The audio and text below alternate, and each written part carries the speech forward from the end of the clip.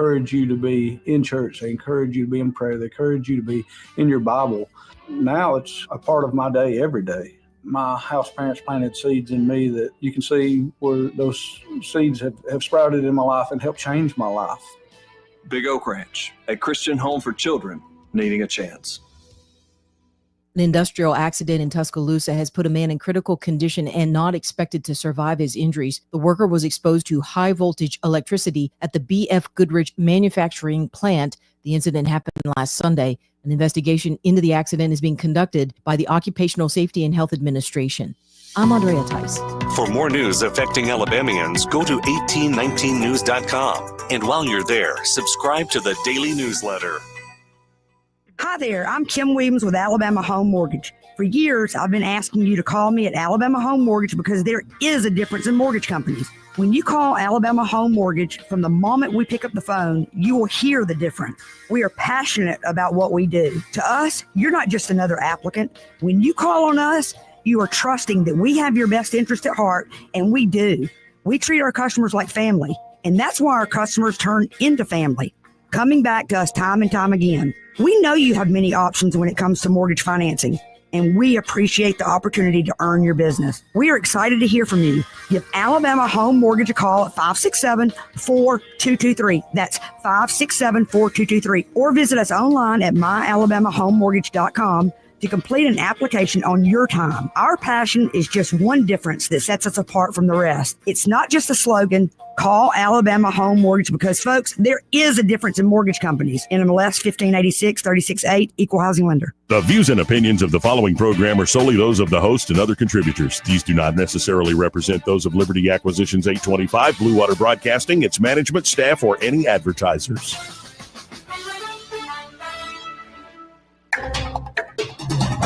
It's time for Montgomery's conversational radio show. It's News and Views on News Talk 93.1 FM. To join the conversation, call 272-9228.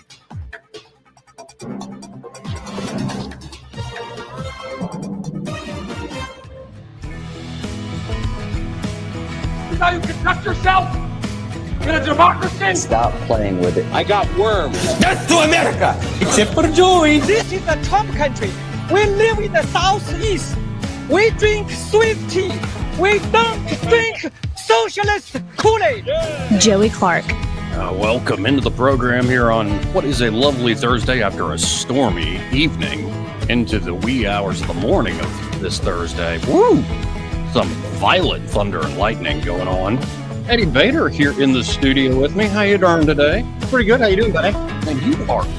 I'm not. This is not a criticism. This is not. This is just a plain fact. What I do now? You are crazy busy. Oh yeah, right now.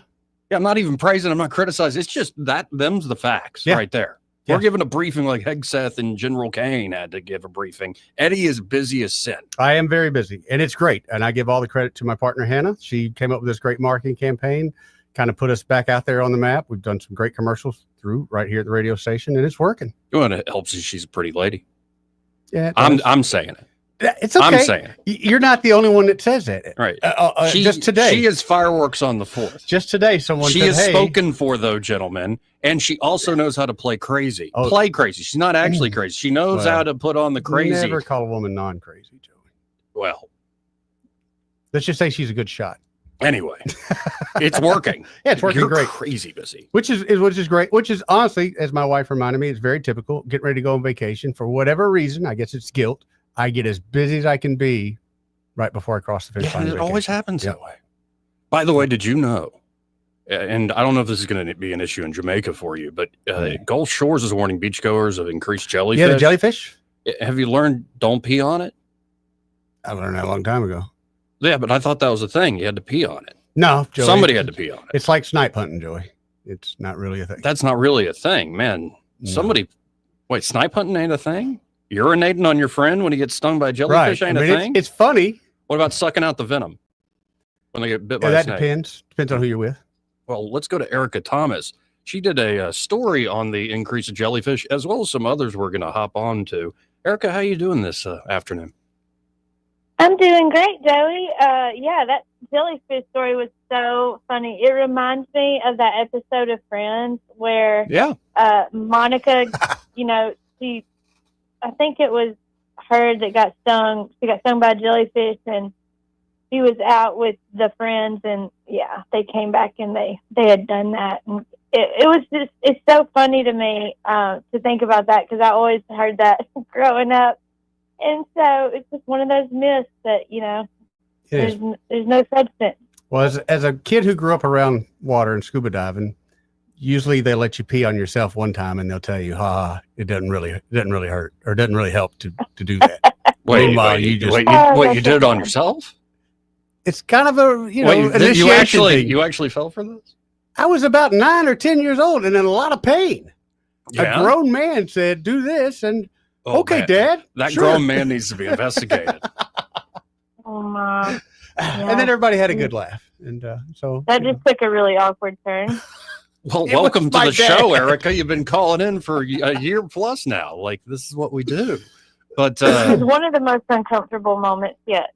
Well, it's always next week. So is there anything you can do about the jellyfish? Yeah, they do say that there are things you can put on it other than urine. So they say to alleviate the pain, you have to first make sure you get all of those out of it. I guess is what. Well, I don't know if they call it that. Stingers. They'll stick in your skin a little bit. So you have to make sure those get out. So first of all, get out of the water. Don't panic. Rinse the affected area with vinegar or salt water, which salt water should be readily available, I would imagine. Then you scrape the area. If you're out on the beach, you can use a credit card or something with kind of a blunt edge to remove those stingers from the skin. And then they say soak it in hot water. And I would say not super hot water, probably warm water. But if there's a lifeguard on duty, you can go find them and get some assistance. I've been stung by jellyfish before, and it hurts at first, but then as the day goes on, it seems to hurt worse. So my recommendation is get out of the sun. Don't let a lot of sun get on that, because I think that probably makes it worse as well. And before we shift gears here, Eddie needs to hear this last sentence of your reportage. Okay. I don't really know if that's the correct word, but I just heard a British reporter during the NATO summit use that reportage. But experts advise against touching jellyfish, even if they are dead. Yeah, that's true. You knew this already. Yeah, okay, good. Yep. I'm just imagining somebody go, well, they're dead. It's a lesson. I didn't learn the hard way, but I've seen people learn that lesson the hard way. Oh, really? Yeah. And I'll tell you this, like I'm new here to the coast, 2.5 years. I think I'm still new. Still learning really crazy, weird things about how wildlife works and marine life around here. It's strange. Every now and then you'll be walking along the beach and you'll see what looks like little glass bulbs all on the beach. There's hundreds of them. And those are typically man o' war that have washed up and died on the beach.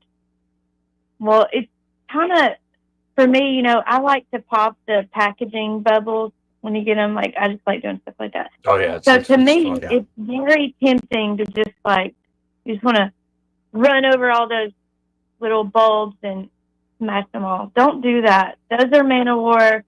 Even if they're dead, they can still sting the fire out of you. So the fire. Yeah. They really hurt. Ooh, I almost thought you were about to pull a President Trump there. Don't play daddy just yet. The fire out of you. Okay, thank you. I mean, they do. It's a burn. The fire. Yes. A different F word. Yes. And by the way, we'll get to the N-word later today, folks. Whether it's Trump's N-word or Jamal Bowman saying he's got high blood pressure because of people saying it directly or indirectly, which is that's a fun thing. Now, this story is huge that you've been covering. There was a big raid by federal authorities at a Gulf Shores High School construction site. Yeah. Let's lay out first what that raid was like, the scene there, and then the follow-up after. Well, the Gulf of America Homeland Security Task Force gathered yesterday, and they gave an update on this. The actual raid happened Tuesday, but yesterday they told us very good details about exactly what happened. They called it instant chaos. In fact, this raid included the arrest of, they said originally 37 people. Now we know 36 people, but it would have been more than that, but some of them got away. They said these people hopped into 2 different vehicles, sped off, crashing through a chain link fence. It was like something in a movie. And then they got out and ran out on foot. And this is right next to that Beach Express there in the Foley Beach Express, right before you get to the bridge, the Intercoastal Waterway. Yeah. It's right around that area. And so it's kind of like where the roadway splits off and there's a gas station in the median. The new high school is going across from there. And it's huge. If you've been by this summer, you've seen the construction of this massive high school. And there were so many people working on that. And so, 36 people were detained. They are suspected of being illegal immigrants. And among that, there were several other charges. 20 of those people had a criminal history, and some of those are violent, ranging from domestic violence, DUI, and other charges. But 4 of them had already received their final orders of deportation. 7 had already been deported and re-entered the United States. So, I mean, there were people that knew they weren't supposed to be here, according to the Fed. And then they will still process these people at a federal facility just to, kind of confirm their immigration status. But this is a publicly funded project that's going on. The city of Gulf Shores is building the new high school. And so anytime in Alabama that you are doing a publicly funded project, if you're the general contractor, you have to sign a contract saying that you will require verification of immigration status of your employees, and that you will also verify the status of all subcontractors and their employees. And so that's something different on a regular job. The general contractors like the D.R. Horton houses and stuff like that, they don't have to verify the status of the subcontractor employees. But in this case, and in the case of the new RSA Alabama State House, they have to verify even subcontractors, because that State House project, sorry, I'm talking a lot, but there's a lot to this. But that State House project is also using the same general contractor, which is Rayburn out of Auburn. So there is extra check on, say, this general contractor, Rayburn. Like, they are doing the new State House building. They even have to check verification for the subcontractors, what you just said. Yes. They have to check for their own and which Rayburn probably doesn't have very many employees. They subcontract most of their work, I'm assuming. They have not contacted me, gotten back with a media request, so I cannot confirm that. But if they're like most general contractors, they don't have a lot of employees themselves. They subcontract a lot of the work. So they, in this case, would still have to verify the subcontractor employees' immigration status. And in my bet, I'm betting you that they have done that. A lot of times when people come over to the United States illegally, they are instantly put into contact with people that can give them fake documentation. Mm-hmm. So it looks like the documentation you would see anywhere else. It appears it can pass the E-Verify test, is what I'm saying. So I would not accuse this company of doing anything wrong. The real criminal here is the person that's getting arrested, and that's why they're getting arrested. Well, what a scene. And I think this is just scratching the surface. Like, and I know Craig Mauger reported on an Iranian sniper that was living in North Alabama who was just arrested. Mm-hmm. And it's like, are we really going to be the epicenter of so many of these stories? I guess every state in this union is going to have stuff like this going on, but it's always interesting when we see it here in our own backyard in Alabama. I will tell you that I've been working on a story for about a year and a half now in my own backyard, actually really close, in South Baldwin County. And the details that I've uncovered just this week are things that you would not believe actually happen, and especially not in Alabama. So I think, just stay tuned to 1819 News, 1819news.com. You are going to see some things that not only are super disturbing, but just hard to believe. It's unbelievable, but I have uncovered some truths that are going to just shock people. Well, that's a fantastic way to, I think, tease us out. And in our conversation for today, though, before you go, if folks want to get in touch with you or want to see what you're writing about, think about, how can they do so? Well, definitely head over to 1819news.com. Sign up for our exclusive content, stuff that you will have access to that not just everybody has access to. So that's definitely worth it. We have some great podcasts. You can also subscribe to our newsletter for free. You'll get an email with our top stories every weekday morning. And then you can email us all directly at news@1819news.com. Especially if you're one of these contractors or subcontractors, I'd really love to hear from you. I think it's important that we tell all sides of these stories and how this process is working and not working. Well, I appreciate it as always, Erica, and we'll do it again next week. Thank you. God bless. God bless. Again, that's Erica Thomas, editor-at-large there at 1819news.com. Ever, you remember the old comedy videos? It was like, I think, National Lampoons initially, and then was put on YouTube. YouTube's the first place I saw it. Ari Shaffir, the first thing he did that really went viral. The Amazing Racist? Yes. For some reason, I started thinking of that scene where he goes and picks up a bunch of illegals and then drives them supposedly to immigration enforcement. Yeah. People start running like crazy, man. He said it wasn't real in the sense that people did freak out, but I just went to the library. Like it wasn't actually a nice office. There's been a time where I've seen that live when they were building Hyundai Heavy. We were over there for some reason. And it wasn't Border Security that pulled up. It was actually, I think it was EPA that pulled up. But anyway, they saw three initials. Yeah. Out of windows, out of everything. How many people are we talking? 100 or more that I saw. Wow. So basically over half the job site. Yeah, I'm trying to think those moments in life. The last time I remember people just running out of house would be like a high school party the cops have busted. Yeah. It's similar to that. People just scamper like crazy. Yeah. Except they'll run you over. Yeah. By the way, it's amazing that Ari Shaffir is like still alive, because in that Amazing Racist series, he put on a Klan outfit. Yes. And went into the hood, to the convenience store in the hood. And what's amazing is like, he was so over the top with it that most of the black folks that stopped by, and they just started pointing and laughing at him. Just an idiot. And like, and then he'd take off the hood and it's like, oh, you're clearly Jewish. And it's just like, my God, what a time we are in right now. Shafir's a nut. He's a real nut. No, and I think he's got the right idea that for the average bear, if you take a fascination in what's happening in the political news and what's the latest and stuff, I certainly do, as much as I have a love-hate relationship with it. No, the average person, go hang out with your friends. Oh, yeah.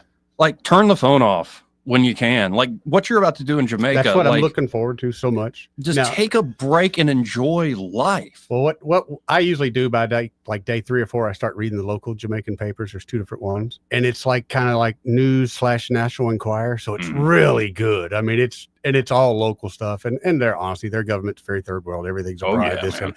So it's kind of nice to take a break and then get into something. It's like a book. I can't do anything about it. I mean, I have no way to change any of it, but it's a very interesting read of what's going on in that country. I mean, it's crazy. They don't have very many guns over there, so there's a lot of violence with machetes. Or if they just catch you with a bullet, Joey, you're going to jail. A bullet. Damn. Yeah. Not even a firearm. No, just all it takes is a bullet. Wow. Yeah.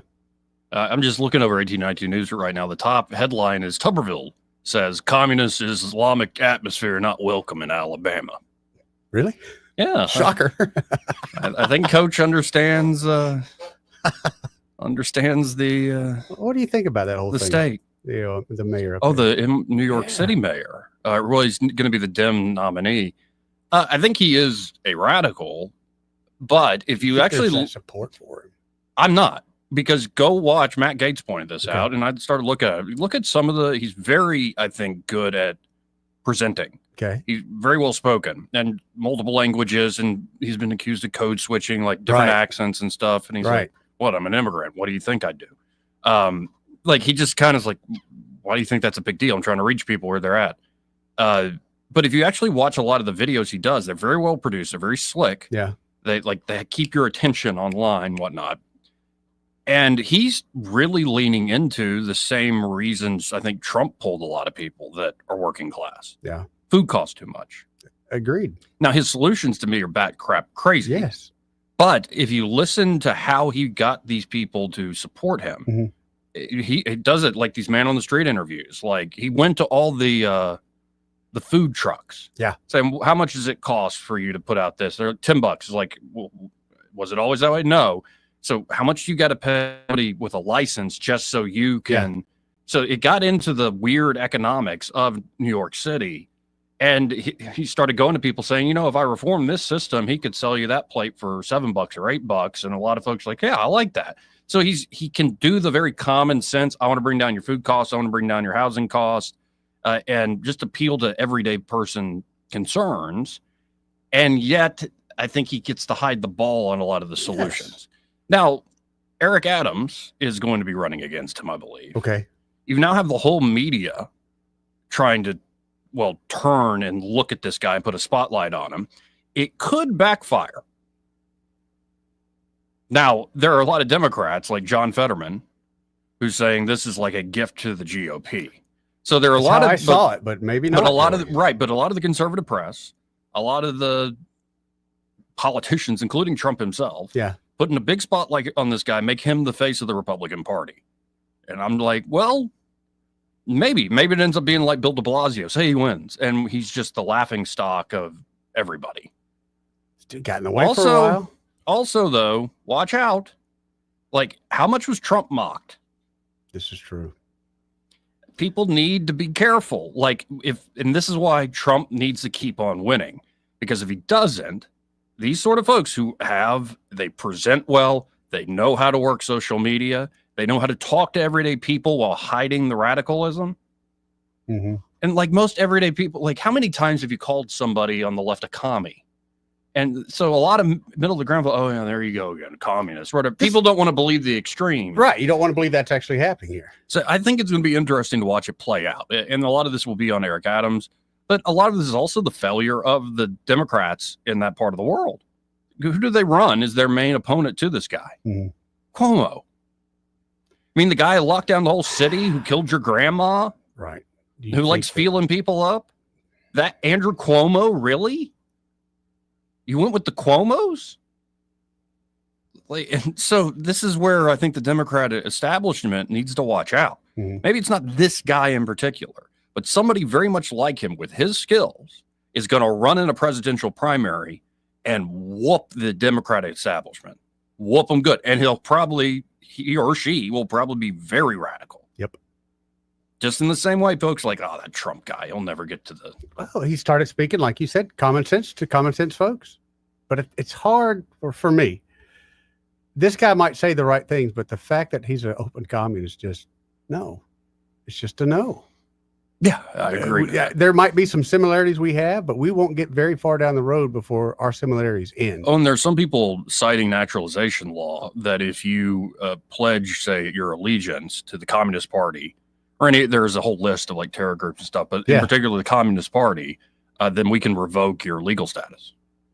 People saying, go for it, Trump. And I'm like, well, we'll see on that one. Yeah. We'll certainly see on that one. But yeah, I think Tuberville just saying the obvious here that we don't like that stuff here in Alabama. Yeah, you're right, Coach. We don't. Yep. And we'll see with this guy. I'm just saying, I watched some of the videos and I'm like, I see why that guy got a lot of votes. He really was speaking to everyday issues about people like, why does food cost so much? He does it in a very charming way. You might find it smarmy. You might find it ingratiating, but because you don't like his politics, but like the way he handles himself, I see why he won that primary.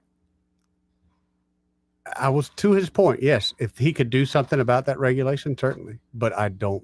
Right. I just don't. I'm sorry. Oh no, the proposed like government-run and subsidized food stores and housing, private housing. That's going to destroy small business. There's so much of that it's just you're going to end up with food deserts and shortages and and also most of the way your wealth base has left California. Yep, you'll see more and more folks in New York. leave New York. Somebody, I forget who it was. Was it 50 Cent? Anyway, a star actor or something put something out today of saying, "Yeah, I'll be the first one out." Oh yeah, I can't afford that. But it kills me again. You, if I own private property there, and Joey's willing to pay me $10,000 a month, okay. Well, when rent controls come in, suddenly the government comes in and says, "Joey, no, he's ripping you off, and we're only going to let you pay him $2,000 a month." Well, I'm just selling it and getting the heck out of there. Yeah, and by the way, that person that you're charging $10,000 a month, you're probably charging that $10,000 because what's your mortgage on that building? Yeah. Well, not only that, that's business. That's cost. Yeah, how do you cover your costs? Right. What are the actual margins on these things? I'd imagine some are fatter than others, but most of them are probably not the biggest margins. That's what the market will bear. I see here in Montgomery, I see 2 bedrooms, 1 bath house go for $975 a month. When I look at them, I go, "Oh my God, that's horrible!" But they got people lined up outside the door waiting to get it. Right, but that $975, how much do you think the mortgage is? $350. $350? Yeah, it's somebody. I won't say taking advantage of the market, but they're riding the market. That's a pretty good one, but still, you're talking low numbers there and low values. Low values, that's right. But it's affordable housing for some. I mean, it's fascinating. I think folks have a visceral ideological reaction to this crazy Muslim communist, yada, yada, yada. Yeah. And I'm like, well, how did the crazy Muslim communist win that primary, folks?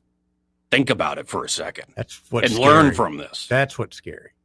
And I'm not that shocked that New York City would do this. Look at they did De Blasio, the groundhog. I get it, but killer. This is New York City. I mean, like it, whether I like it or not, it's supposed to be the shining star of the United States. The rest of the world thinks so. So to know that they've gone this far as they've got a full commie that they're thinking about running for or thinking about electing for mayor, I find that very bothersome. Well, we'll keep watching that. And definitely Jeff Dice going to be rejoining the program. He's been off talking to us for about 2 weeks. Yeah. Been traveling himself. I'm going to ask him in particular about that issue and a few others. Of course, there was a big press conference this morning with General Raisin Kane, the chairman of the Joint Chiefs, and Secretary of Defense Pete Hegeth. Mm-hmm.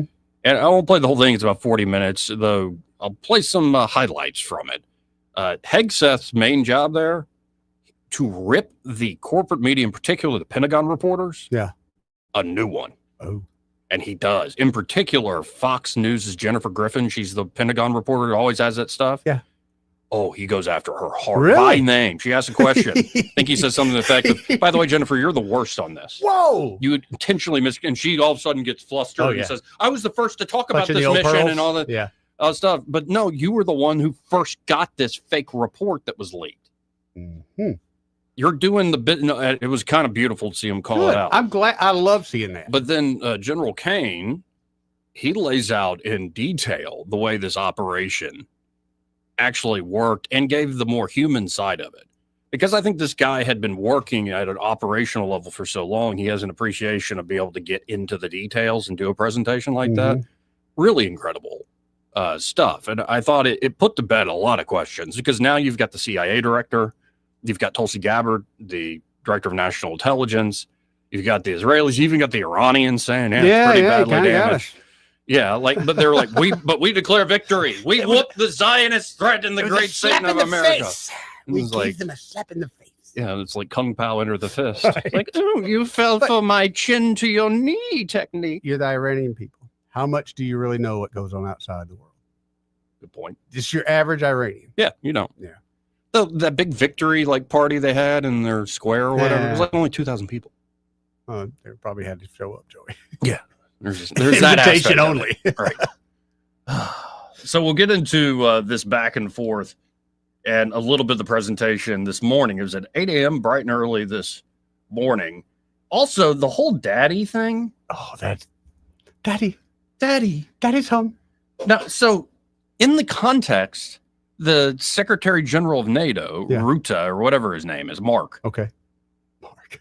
Trump's talking about it's kind of like two kids on the schoolyard where I thought it was a pretty good there's analogy. No stopping them from fighting, but you let them fight for a few minutes and then they'll stop as soon as you step in. Let them fight it out for a second. Then Rutte comes in and goes, and sometimes daddy has to say strong language. Yeah, sometimes the coach has got to scream at you a little bit. And this one British reporter from Sky News takes that one word and runs with it. I don't know if you caught this yesterday. This one really cracked up Marco Rubio. But it's absurd that she even asked this question this way. It's something like, "Oh, so do you think your NATO partners are like children?" And it's like, what are you talking about, woman? I heard that yesterday, and I was like, man, could you be reaching for more? Yeah. Oh, reaching is the word. And so here's that moment, and then we'll play a follow-up. She was able to ask Rutte himself, "Why are you referring to Trump as daddy?" It's like, do you not understand context, woman? You speak the language, it seems. But here, let's replay that moment from yesterday. Go ahead, give my mic. Hello. Deborah Haynes from Sky News. Mark Rutte, the NATO chief, who is your friend, he called you daddy earlier. Do you regard your NATO allies as kind of children? No, he likes me. I think he likes me. If he doesn't, I'll let you know. I'll come back and I'll hit him hard, okay? No, he did it very affectionate. Daddy, you're my daddy. Do you regard your NATO allies, though? I love that. My daddy. And Rubio almost falls over. Of course. Man. How could you keep a straight face back there? That's so funny. But she wouldn't stop. She kept going. And this is how some of these reporters Sky News, work. right? They get a hook, just one word, and then they run with it stripped completely of context. And this is a stupid example, but it is a great example of what these people do so often. So here's the guy who called Trump daddy being asked by the same exact reporter from Sky News. What the heck was going on with this? Thank you. Deborah Haynes from Sky News. Hello. The language that you have used when talking to Donald Trump has been notable because of its flattery. Today you called him daddy. You sent a text message to him that was gushing with praise. Is this the way that you feel you have to act when doing business with the US president? The hell is that? Flattery and praise. Isn't it a bit demeaning, and doesn't it make you look weak? No, I don't think so. I think it's a bit of a question of taste, but I think he's a good friend. Right. And when he is doing stuff which is forcing us to, for example, when it comes to making more investments, would you ever think that this would be the result of this summit if he would not have been elected president? Do you really think that the 7 or 8 countries who said, yeah, somewhere in the 2030s we might meet the 2%? We've now all decided in the last 4 or 5 months to get to 2%. So doesn't he deserve some praise? And when it comes to Iran, the fact that he took this decisive action, very targeted, to make sure that Iran would not be able to get his hands on a nuclear capability, I think he deserves all the praise. And that's just an amazing framing of the question. I like that answer, though. No, it was great. It was a lot better than one I had. But let's just know the how execrable the press can be is not just an American phenomenon. Well, this is Sky News, the one that after Donald Trump dropped the F-bomb, they quickly apologized. We apologize for the president's language there. And they wonder why England's being taken over. Well, and you wonder why we had to open up a big can of whoop ass at Yorktown. Sorry for my language, but especially with the 4th of July weekend coming up, it's like, thank God we don't have to deal with those dopes anymore. So glad. But I kind of feel like, was it that big of a hand or can of whoop ass? Because they're very soft, Joey. Very soft. Yeah. Well, and also the untold part of from the British perspective of the American Revolution. Think of it this way. You know how when the United States, Vietnam's going on, and you had a lot of people in the country that wanted to prosecute that war, so we'll stop the communists from marching across the continent and all this stuff. But then there are a lot of people in the U.S. doing the protests saying, get out, get out, get out. Same with the American Revolution for the British. There were a lot of people in Britain who had common cause with the American revolutionists, ideologically speaking. Like they thought they were doing things that were good. Interesting. And so, like, yeah, it was kind of this imperial thing. And yeah, eventually it's like we resisted enough. It's not like the grandest battles in the world, but we resisted enough and got lucky at times. I think, what is it? It might be General Howe. I'm probably saying this wrong, but one of the Brits is housed up in Philly and the Americans are at Valley Forge. And it was in the winter. Normally fighting wouldn't happen in the winter, but he could have just marched over there and it would have been done. Right. Like Washington and his troops never would. But no, we're going to stay here. There's all these what ifs moments and that sort of stuff. But yeah, it's always more complicated than just the official history. Anyway, 272-9228. They're selling daddy shirts on the Trump website now. It's Trump's mugshot. Yeah. Remember the old Obama Hope posters? It's in that style of artwork, the Trump mugshot, and underneath it just says daddy. Daddy. I brought this up to Jeff Ford the other day. He got very uncomfortable. Well, because I added that after I saw that clip of him being called daddy, I kid you not, I get in my car from working out, kind of looking at the clip as I'm relaxing, like cooling down after being in the sun and stuff, and I see the clip. Get in the car, random playlist on YouTube Music, first song, Father Figure by George Michael. That's just fate there, buddy. Or something's listening, I don't know. Well, did it? I will be, Eddie, I will be the one that loves you until the end of time. I just go back to when we said it a while back about Daddy's Home now. Yeah. I mean, there is a lot of Daddy's Home energy going on. I don't understand why she's so surprised. Yeah. Yeah. And like, especially all these European leaders like Macron, like, no, Daddy, don't do it, Daddy. No, Daddy. You got a 6'+ guy and a 4' guy. What else are you going to call him? Right. Hey, Daddy. Oh, Daddy, don't hit me again, Daddy. Don't want it. Anyway, we got to hit this break. We'll be right back. He may not know whether he's coming or going, but whether you're going to work or coming home, Greg Budell is there. Mornings, 6 till 9, and afternoons, 3 till 6. Only on News Talk 93.1 FM, WACV. Hello, everyone. Robbie Pelt with Capital City Roofing. If you think about it, your home is your biggest investment in life. Your roof covers your home, so why jeopardize your biggest investment on a roofer you don't know anything about when you can deal with a reputable roofing company like Capital City Roofing? We have an A+ Better Business rating and the best manufacturers and workmanship warranties available. We do all residential and commercial roofing applications that are certified through the manufacturer to ensure you get the best material and workmanship money can buy. We also have your project in our best interest before and after construction has been done. Don't hesitate to call us if you have any roofing issues or questions. We will match any of our competitors' price and give you the same great workmanship warranty. We also give free estimates. Give us a call today and let us show you the difference. 277-3311. That's 277-3311. Or you can check us out on the web at www.capitalcityroofing.com. Capital City Roofing. We capitalize the roofing industry. Every success you've had began with a great opportunity. Now there's another one. Last aid year, University of Maryland Global Campus awarded over $21 million in scholarships to qualified students, including community college students, service members, veterans, and working adults. Now is the time to move your career forward with an online and accredited skills-based education. Learn more at umgc.edu. Certified to operate in Virginia by Chef.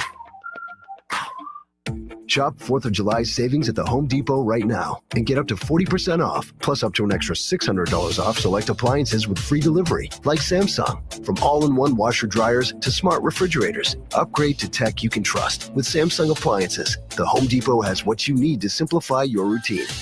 Don't miss 4th of July appliance savings at the Home Depot. Free delivery on appliance purchases of $396 or more. Offer valid June 18th through July 9th. U.S. only. See store or online for details.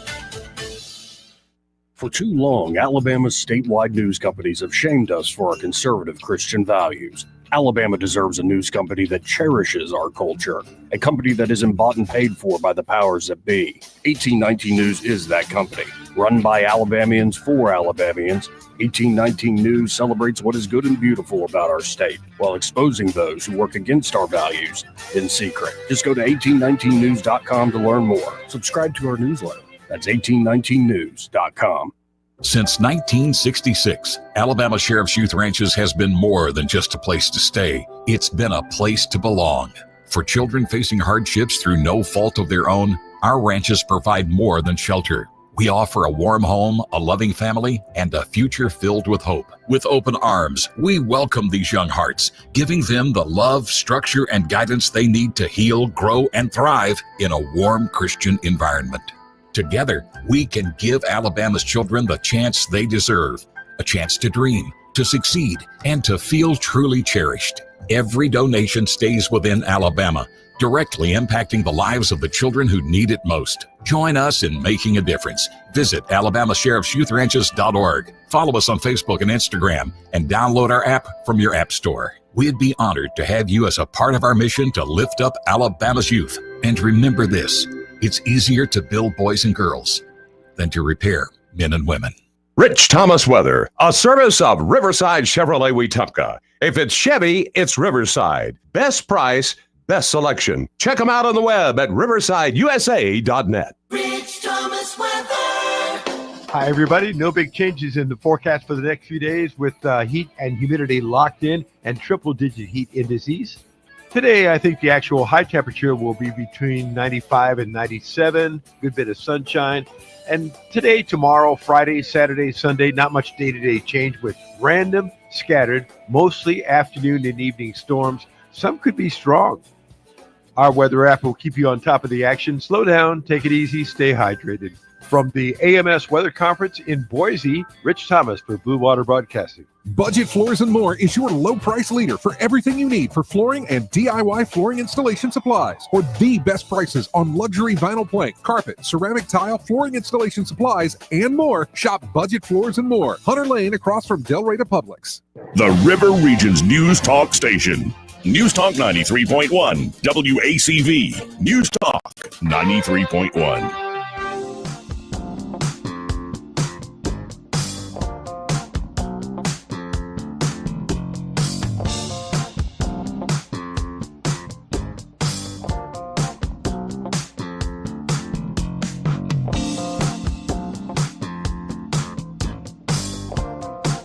You are a rude, terrible person. Joey Clark.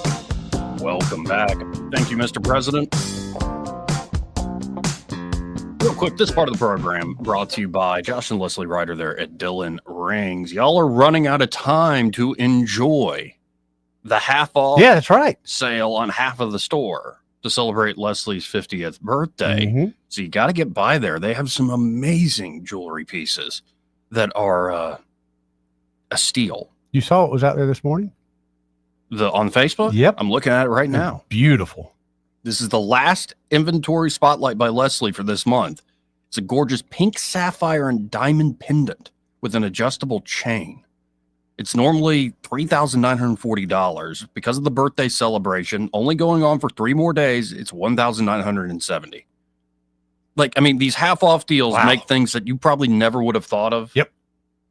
Put in a striking range. Like, okay, I think I could. It's so beautiful. You're like, you know what? I'm going to have to go for that. Certainly. And this is just one spotlight. They've got so many pieces in there that you're going to fall in love with. And with this 50% off, it's a steal. It's a birthday celebration, baby. And of course, they are. I'm sorry. It's good. That was good, Joey. Birthday celebration, baby. That was good. You didn't like that? I did like it. Yeah, watch out. Caught me by surprise. I'm your radio daddy. You better watch out. Somebody commented on this. Anyway, y'all get by Dillon Rings today. Check out this amazing inventory at half off. And of course, they're a full service jewelry shop. Do things like custom design work, repairs, spa treatments, cleaning up that jewelry, appraisals. They buy old jewelry. So we'll tell you more about that coming up later in the show. But get by there, 119 Brown Springs Road here in Montgomery. And be sure to tell Josh and Leslie Ryder that Joey and Eddie, those fellas on the radio, sent you. Yeah, somebody texted that I'm their radio daddy. Yeah. Yeah, I don't like that. You don't like that? Mm-mm. Oh, well, that's a shame because, I mean, I think that's probably like a honor of some sort. I don't like that at all. Well, that's a shame. I mean, it is a bit of an honor, but I ain't adopted no kids. Let's go to Duke. Hey, Duke, how you doing? In other words, Joey, you're just not going to just be a simple just daddy on the radio. You're just going to be a Mac daddy, period. Yeah, well, there you go. I'll take Mac Daddy all day, every day. That's better. Yeah. You know, when it come out, shoot, man. That's what they talking about. This T-shirt thing. Yeah. Come on, tell me more about this T-shirt thing, man. Talk to me. So you remember the old Obama posters that said hope? Hope. No, I'm talking about this Trump T-shirt. Yeah, that's what I'm saying. I'm trying to describe it to you. You remember the old Obama posters that said hope? Oh, yeah. Yeah, so it's that kind of style of artwork. It's like a photo, but, you know, looks like somebody painted it on. Right. And it's Trump's mugshot. You know, the one where he's mean mugging hard into the camera? Yep. Giving off that Mac Daddy energy. And then right underneath it, it just says Daddy. Pretty good. Pretty good, dude.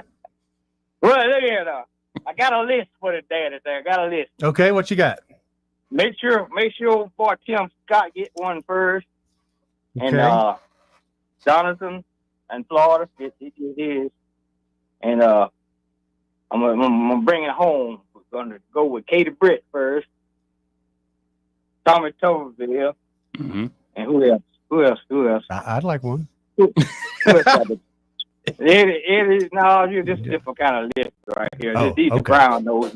Yeah, Eddie wears it. It's all a little ironical, and right. I got kissing cornhole kind of list right now. You know, I'm naming those individuals first. I see. Speaker of the House, we're gonna go with him next.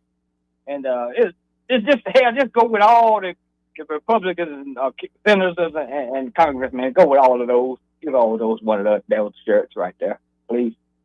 Yeah, maybe they'll buy one for the whole Congress and everybody wears a daddy shirt. And the one guy will be Thomas Massey. Instead, it'll be a photo of Ron Paul and it says Daddy. I watched him the other night. Yeah. And put a little brown spot on each corner of it. Everybody know what that means. People love him some Trump. And even a lot of the Europeans are like, he's my daddy. But the reason I called was about you had a lady reading it earlier about the raise and all that good stuff, and which is it kind of got me puzzling a little bit because how much money these companies made off of these people all these years? I mean, have any of them been fined or did in jail times? I think Trump did a big raid when his first time around the chicken house down in Mississippi. 600 some people. Yeah. Probably depends. I don't know off the top of my head, but it depends on what the company was doing. If the company wasn't checking at all, then I think they've got problems. If they were going through the so-called verify process and they're just running through these forged documents and they're like, well, it's not our job to check if these are forgeries. And the system cleared them. I don't know if the company's as liable. Even if they know, and that's the thing. That's how crappy the system is. Yeah. Even if they suspect you just that. gotta have plausible deniability, and that's it. That's all you gotta have. Hey, we tried. We did. What you saying? Then these families been working for these companies for generations and generations. Well, not a lot of these guys that were just arrested. Yeah, I don't think they were the family generation. Hold it now. How do you know that? These people been here for years and years, probably some of them. Well, okay. You come over here mainly because the criminal records that a lot of them had that go with it. Right, and several of them had deportation orders. Some of them had been deported. Yeah, and came back. If they were a great family or not, I'd give a crap. Now these people I see on top of the roof, they killing nobody. Ain't no criminals. I've seen them jump. Now the ones that they got out of here so far. Yep. Now some of the ones. Hey, you take some out people in it. Like I say, you can go down to Chicago today or tomorrow and find up a bunch of people here that did a lot of crime. But my point is, sir, that these people been here all this time. All of a sudden, you're gonna root them out of here. But these companies brought them here, 50 years ago, and started generations of families here and uprooting these people, and not charging the companies for this. Come on. Two wrongs don't make a right, man. What if I've been dealing weed for 40 years and never hurt nobody, but I got arrested for it? You're going to say, well, he ain't never hurt nobody. He's been breaking the law for 40 years straight, but he never really hurt nobody. Don't work that way, man. Don't work that way. Well, they're punishing the illegals. Where the company needs to be punished for bringing them here. In my opinion, the company should be, but the company's got enough money with lawyers; they'll never be touched. Right. It depends. Again, it depends on the company and it's how that's what I was getting at. Right. Yeah, I'll give you that all day long. There are a lot of these companies can show we went through the whole verification process. It's not our job to, look deeply into forgeries of Social Security numbers and all these. That's on the Social Security Especially when they come up with that mandate to be verified. You have to go by it. Yeah. So they do it. I'll go by it. I know it's crap. Well, let's take an example. Within the last 20 years, most of the roofers are Mexican nowadays, okay? Mm-hmm. So how in the hell these people end up doing that so quickly and not the government not understanding that they're probably legals also? Turning a blind eye, openly turning a blind eye. Yep. That's all it was. They're waiting for somebody to tell them, hey, you can't let people get away with that no more. And I heard one of your callers that got a roofing business. They just hurt his company a lot. I don't know about that. But what I'm saying though, but it's all about that mighty dollar. So all of a sudden they're gonna front for a little while. He's gonna get these people back in here. They're gonna say, okay. It ain't just your local small businesses. There's a lot of huge businesses that do this, and they. Well, and also you've also seen the effect of they hire Americans and legal workers too. Yeah. So everybody got a little fault in this thing. In other words, right? Yeah, I mean, for an issue that's been around for a generation, like 2 decades at least, if not longer. Yeah, there's a lot of blame to go around, but we're going to enforce the law. Y'all don't have anything to worry about. Y'all gonna be here forever. They lied to these people. Didn't it? Oh yeah. Yeah, but then think about all the folks that got screwed trying to go through the legal process. Well, all of a sudden, these people are damn criminals. All them criminals are just paying the damn fraud. All of a sudden, yeah. I mean, if I break into another country, I am a criminal. I know that, but hell, these companies didn't want to call them a criminal while they taking the damn strawberry. There could be a company that hires me. It doesn't make it right for me to take the job. I know it don't make it right, too wrong to make it right. We got past that a little bit, but hell, it's all about that money. Oh, I agree. Well, Duke, you know what the difference is? You know what the difference is now? What that? Daddy's home. Daddy's home and Daddy's home. Daddy's home. And one more thing before I go. If these guys were so right about everything, if everything went so good, why you out there trying to explain yourself? Why are you coming on TV and explaining yourself every 5 minutes, saying what didn't happen? Hell, just go on. No, because they're pissed about it. Yeah, I'm kind of like you, Duke. I would rather just say my actions do the talking, but no, I'll play the clips here in the next hour. Like they're genuinely they teed it up. They're pissed. This morning he's sitting there whining and explaining all this crap over. Well, no, because Duke, I share in it. Screw these people. Seriously. If you're right, these cretins that creep around the Pentagon and twist everybody's words and are constantly playing these information op games against one another. Screw these people. Screw the corporate press. They are one of the biggest problems and have been for the longest time. And all they want to do is cheer on war and death and bloodshed. They're pissed that Trump didn't start a regional war. Screw these people. They deserve everything they get. They deserve to be called out. They deserve to have their insights and their sources cut off. Screw them. That's how I feel about it. I'm not just going to move on. I'm not just going to move on. Screw them.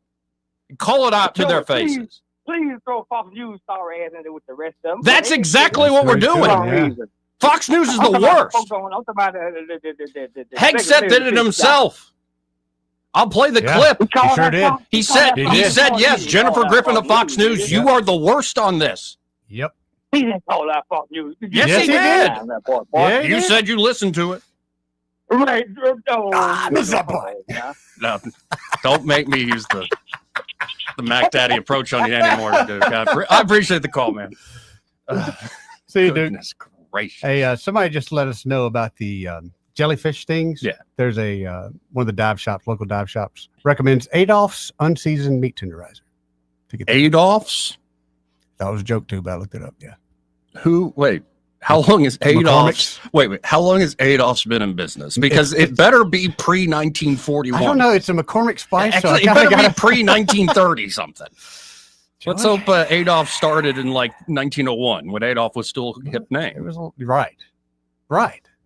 But just so you know, there's other ways to treat it. You might not have to do the Adolf. You remember that Key and Peele skit where he shows up and he's like, "Whoa, man, what's with that mustache? What are you talking about? This is Charlie Chaplin. Michael Jordan had this mustache." Yes, I remember Michael Jordan had that mustache. Right, and then they go inside and he's got like this German Shepherd that will only listen to German command. What are you talking about there? And then you go into his room and it's like, "You've got a Nazi flag in it." Man, I'm just a historian. I like documentaries. Some of the greatest.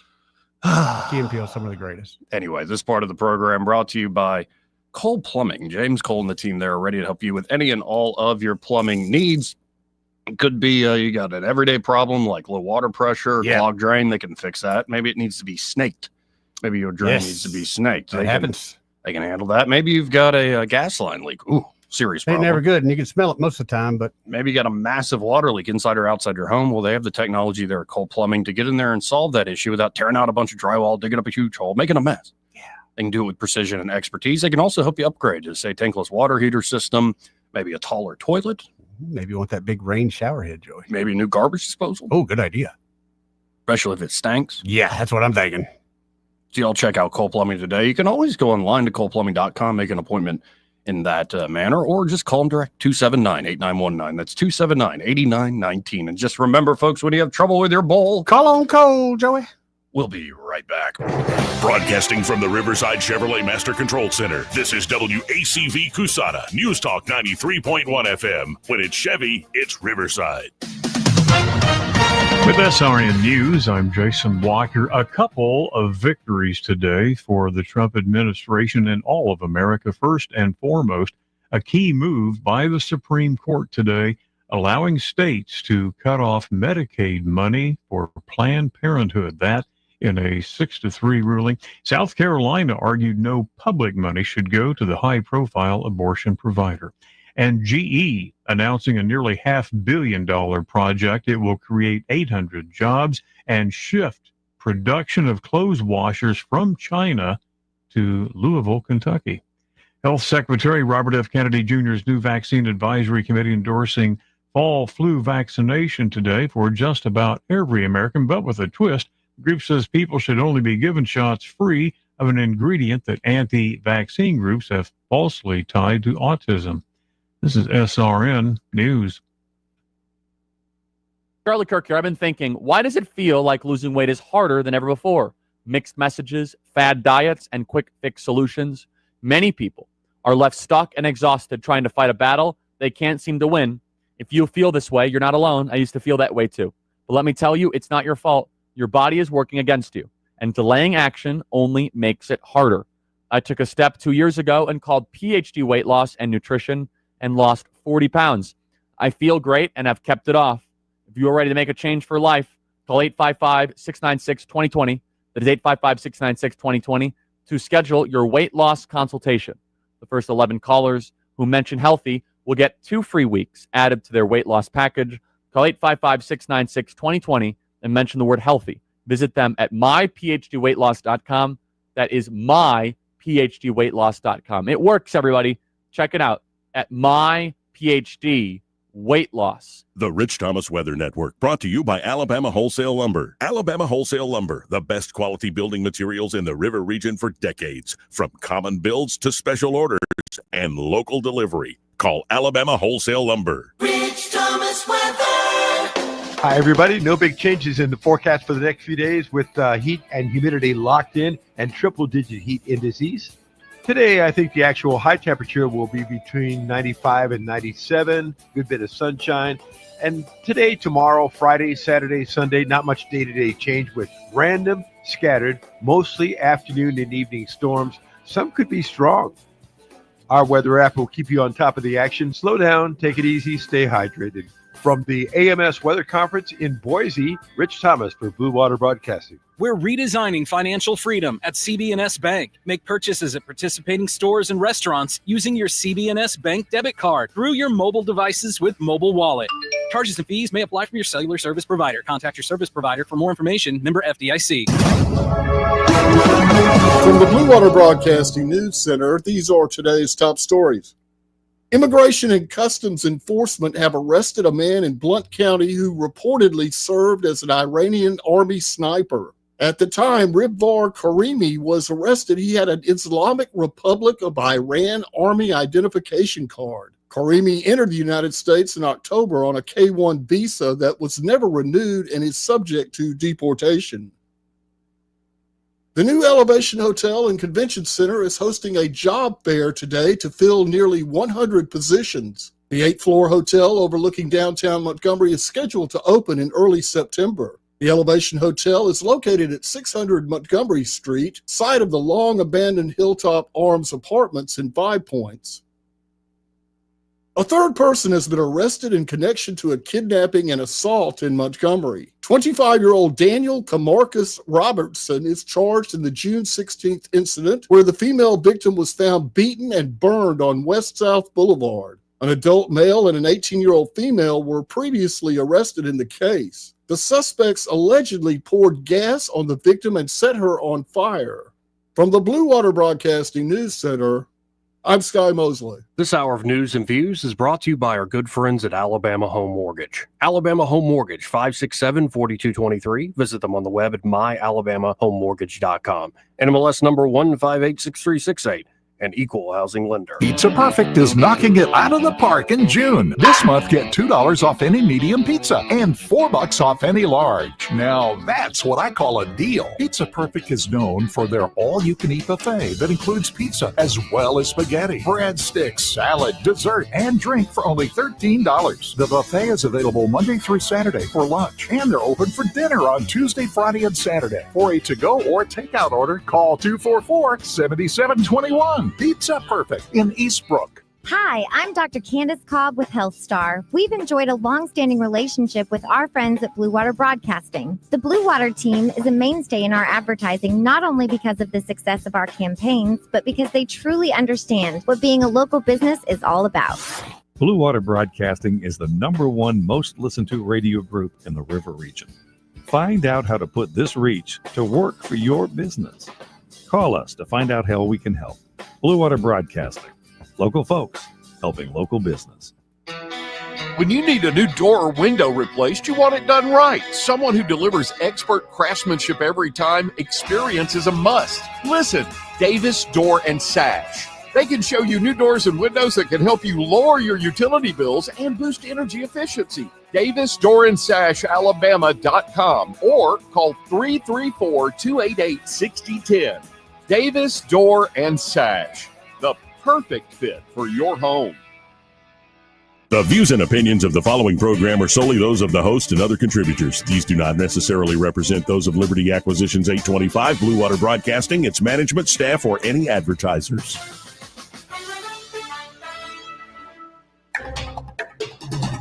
It's time for Montgomery's conversational radio show. It's news and views on News Talk 93.1 FM. To join the conversation, call 272-9228.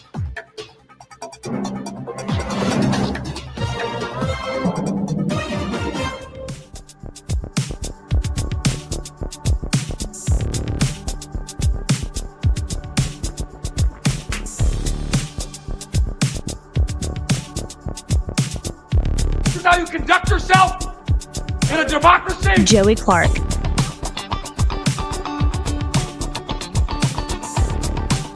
Welcome back to the program. I'm your host, Joey Clark. Eddie Bader in the house for another hour. How you doing, bro? And then 2 o'clock, we should have Jeff Dice joining via the stream. I like this music. You like this one? Yeah, I made this one recently. Reminds me of a good 80s synthesizer for some reason. I like it though. Yeah, this is just sit down. Let's see what we can do and then bring a little bass here. Mm-hmm. I dig it. A little flat bass. Might steal it for one of my real estate ads, so don't tell them. Don't sue me. So let's go real quick because we were yelling about it and Duke was like, wait, they called out Fox News? Yes. Yes. I love this moment. Because, again, I don't watch Fox News hardly at all. You'll see clips and stuff. Well, a lot of times like you don't have people any get choice to see the interviews. clips, yeah. And if it's a good interview, I guess the most straight up there at Fox is what? Brett Baer, probably. Mr. No Neck. Yeah, like he does pretty good interview. Like right. Will Kane's all right. Like it's not like I hate everybody at Fox. Gutfeld's got a good thing going on at night. But what about Hannity? Yeah. No, but like I haven't like literally sat down, let's go to Fox News and watch what's going on live. Not appointment TV to you. Until recently, because it's like, oh, war. Let's see what they're pushing out. And I got my grandfather and I were both like, this is just nonsense. What did you like about it? Because I've heard so over the people, top. That's what I've heard. So over the top. Shove it down your face. It's like we're so excited for war. And it's just like, go take a cold shower. To me is a turnoff. I mean, granted, I'm a peace through strength guy, but I don't like the braggadocious spot. Well, no, and I think part of why they put out this whole, did you get all the enriched uranium? Did you actually destroy the site? It's like, why'd you stop the war short? Is the mentality. I see. It real like this is a pattern with the corporate press. Why I was yelling and screaming at the end of last hour. Like the first Trump administration, the first term, like he's being dogged out like crazy. Yeah. And I can always remember when Trump uses tomahawks on Syria. Right up. Yeah, that was pretty. Brian Williams on NBC comes on and says, tonight Donald Trump became president of the United States. And you're like, wait, no, I thought that was when he was sworn in or when he was elected. Dropping bombs is when you become a president. What they needed to see. It's stuff like that I don't have a taste for it. So, especially watching Fox, and in particular, their Pentagon reporter, Jennifer Griffin, who's been there a long, long time. Well, she asked a question at this big presser this morning with the Secretary of Defense Hegeth, Hegeth, and Raising Kane, chairman of the Joint Chiefs, General Kane. Let's listen into this exchange. Highly enriched uranium. Do you have certainty that all the highly enriched uranium That's Jennifer Griffin's voice. The Fordo Mountain, or some of it, because there were satellite photos that showed more than a dozen trucks there 2 days in advance. Are you certain none of that highly enriched uranium was moved? Of course, we're watching every single aspect, but Jennifer, you've been about the worst. The one who misrepresents the most intentionally. What the president says. I'm familiar. About the ventilation shafts on Saturday night. And in fact, I was the first to describe the B-2 bombers, the refueling, the entire mission with great accuracy. So I take issue with that. I appreciate you acknowledging that this was the first the most successful mission based on operational security that this department has done since you've been here. And I appreciate that. So we're looking at all aspects of intelligence and making sure we have a sense of what was where. You are the worst. You're the worst. You misrepresent what the president says intentionally. Whew. He came out swinging, brother. And then there was another moment because he put out one line about our boys and bombers. Yep. Of course, the press caught on to that. And they are, if anything, language police. They know how to twist the kings this is why they have these gigs. But let's listen in. Why not acknowledge the female pilots that also participated in this mission? The early messages that you sent out only congratulated the boys. I'm glad he laughed. When I say something like our boys and bombers, see, this is the kind of thing the press does, right? Yep. Of course, the chairman mentioned a female bomber pilot. That's fantastic. She's fantastic. She's a hero. I want more female bomber pilots. I hope the men and women of our country sign up to do such brave and audacious things. But when you spin it as, because I say our boys and bombers as a common phrase, I'll keep saying things like that, whether they're men or women. Very proud of that female pilot, just like I'm very proud of those male pilots. And I don't care if it's a male or a female in that cockpit, and the American people don't care. But it's the obsession with race and gender in this department that's changed priorities. We don't do that anymore. We don't play your little games. Yes. Yeah, he was not. And I didn't even play the opening statement, but he wasn't playing. And he was coming out be. ripping them a new one. They're coming poking for nothing. Right. And they're like, this report y'all ran with was an early assessment with low confidence that was selectively leaked. So you didn't get the whole other half of story. it. That's right. Where the thing was essentially like, well, based on these linchpin assumptions, it could have been really great. Could have been, we didn't get it. We don't know. And they ran with it as like, well, this is intelligence. This is the latest thing. Yeah, they're just still in doubt. What they should have done is volunteered to parachute them in there, get live on the ground reporting. Oh, and I think there are a lot of folks in D.C. that wanted Trump to go all the way. Oh, I'm sure. That's regime change. Yeah. You've heard plenty of folks like that. And it's odd that Trump was able to essentially pull off something where everybody declares themselves a winner. Like Israel's like, yeah, we won. Iran's like, we won. That's what the Ayatollah just said today. Trump says, yeah, we won. The folks that really didn't want the strike, didn't want a long, protracted war or any of this stuff. Well, it wasn't a long, protracted war. We won. And then the folks who like really wanted the regime change and go full bore against it, like, well, at least we struck. We won. So it's like everybody kind of, Trump picked this sweet spot. Yeah. And again, he's the man who built this coalition that has these fault lines and these tensions built within it. let the fellow who put this together continue to why not play it. I think this is why he is the president right now. Also referred to as Daddy. Daddy, yes. 272-9228. Let's go to Soldier Boy. Hey, Soldier Boy. What's How up, you Soldier Boy? Hey, let me tell you a story about a man named Jed. Barely kept his family fed. Then one day he was shooting at some crude, and up come the ground, bubbling crude. Yep. Okay, I'm going to tell you about a kid. I used to be in a KC-135 squadron out of Robbins Air Force Base. KC-135 is a hydraulic refueling aircraft, a Boeing 707.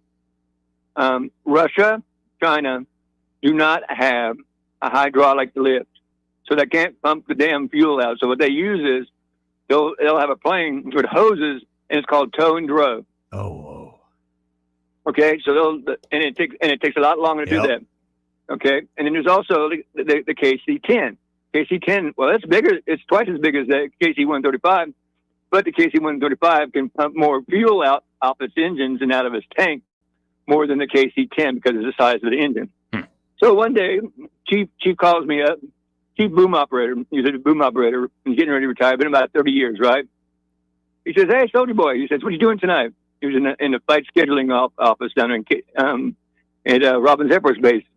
And I said, "Nothing." He says, "I want you to come out tonight and watch a couple of airplanes get refueled." I said, "Chief, come on, man.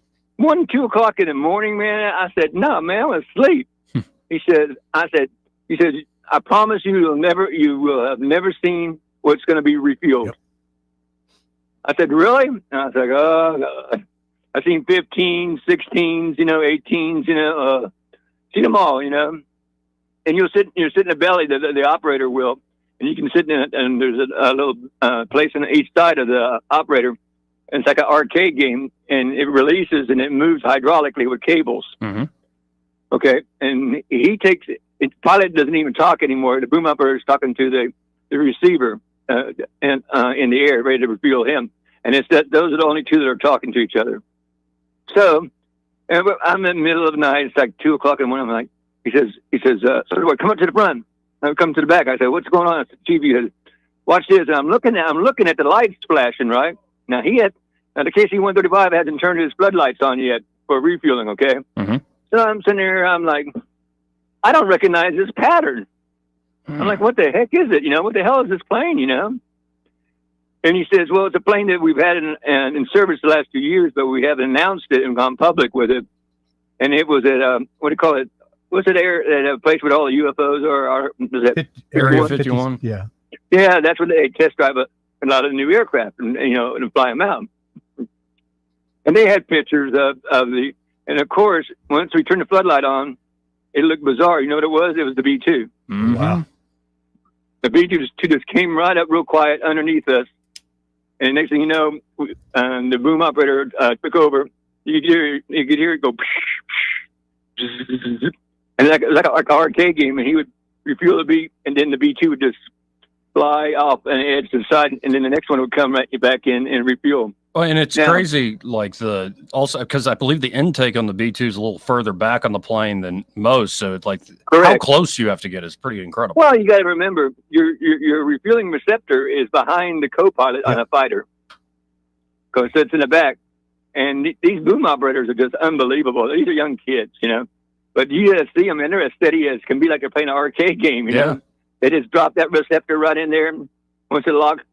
And then here's the thing about the receptor. In the KC-135, it's hydraulic, okay? So as the wind's blowing that F-18 or the B-2, and it's going a little bit up and down every 2 or 3 feet up and down in the air, the receptor is taking it inside and then releasing it. You know what I mean? It's not disconnecting, but it's connected all the time. But it's taking all the force and everything, so there's no resistance. And that plane, I think about 6 months later, they finally announced officially that the aircraft was, in our, that was with, in our Air Force. Man, that is worth not getting some sleep. That's awesome. Well, it was cool because it was a plane I had never seen before, and how often do I get to see a stealth fighter back? I mean, these are years ago. I mean, today it's like UFO technology. It's like just one big wing in the sky. Pretty incredible. Well, it's so interesting. I mean, here's what's so interesting about it is they kept it so quiet they had pictures of it and everything. People, I guess, waiting outside the fence, at Area 51, took pictures of it, sometimes when it was, launching or landing, and trying to get an idea of what it looked like and everything. Right. But did you hear how many times he had to refuel? This is a logistic nightmare, a logistic achievement, a logistic pat on the back. They had to refuel the B-2s over 30 times each. Yeah. Do you know how many KC-135s you have to get up there in that track to pump fuel and have those planes wait? Because you're waiting for him to come up. Right. You'll look back there and you'll see nothing but clear skies. And next thing you know, you see the big plane coming it comes out of nowhere, especially the B-2. B-2 is like a big, what do you call it? Stingray. It just slings on over real quietly, gets in position, and they start pumping off the fuel. And then he takes off, sprays a little a wasted gallon, and then the next one comes into line. But to refuel 30 times. Now, here's what's amazing. This is what the Chinese do not have. Chinese, first of all, don't have aircraft carriers like ours. Nothing. Second of all, brag all you want about the 100 Red October and stuff like that. Our subs are still greater in technology. Okay, so don't mess with our subs. Okay, like the president was saying, he says, "Don't mess with our subs." Oh yeah, 400 miles away, you can put 30 pretty hardcore missiles right on target. Yeah, he said, "I'll launch those Typhoons in a heartbeat." What I mean? He's talking about, and we are so advanced. Yes, it's you don't really appreciate it until you actually see it in action. Well, and then what they're hinting at, the capabilities of all this stuff being sent up into orbit, like these satellite constellations, like the ability now, the real-time data has got to just be like blow your hair back, like unbelievable. I mean, they have no air. I mean, China and Russia don't have aircraft carriers, dude. All right. I mean, how long have we had aircraft carriers? We've had them for 30, 40 years. Sure. This is how far they are behind in technology. Oh yeah, and they're more investing in, say, cheaper alternatives, but we're keeping, I think, pace quite well, especially, say, with in air or underwater autonomous vehicles. Our submarines, our tanks, like you said, look at that. What's the newest aircraft fighter we got? The 33 or 35? 35, yeah. Man, everybody wants to buy it on the world market. And Trump's only selling it to certain people. He sold a couple of them to a dozen, I think, to Middle East countries because they wanted to play ball with the United States, and Trump didn't have a problem selling. But what's amazing? If you want to do some, check out the F-15s. Now the F-15 is a pretty old airplane now. It's gone to the National Guard. Look at the F-15 next to a F-15 from Israel. Big difference. It has look-down capabilities. It's got scoping. It's got technology that our F-15s don't have. They took the F-15s and then they jacked them up and hyped them up and put them on steroids. Oh, sure. And that's why they're badass. Yep. Well, I appreciate the call and appreciate you sharing that story. That's awesome. All right, later, guys. Later. See you, bud. Let's go to the chairman of the Joint Chiefs of Staff. He's describing, what went into making this mission work. I think it's good to share right after Soldier Boy's story there. Let me next move to a walkthrough of the GBU-57 massive ordnance penetrator weapon and share a little bit about the planners who did this and their work on the weapon. First, let me set the stage for you. There's an organization in the U.S. called the Defense Threat Reduction Agency, DTRA. DTRA does a lot of things for our nation, but DTRA is the world's leading expert on deeply buried underground targets. In 2009, a Defense Threat Reduction Agency officer was brought into a vault at an undisclosed location and briefed on something going on in Iran. For security purposes, I'm not going to share his name.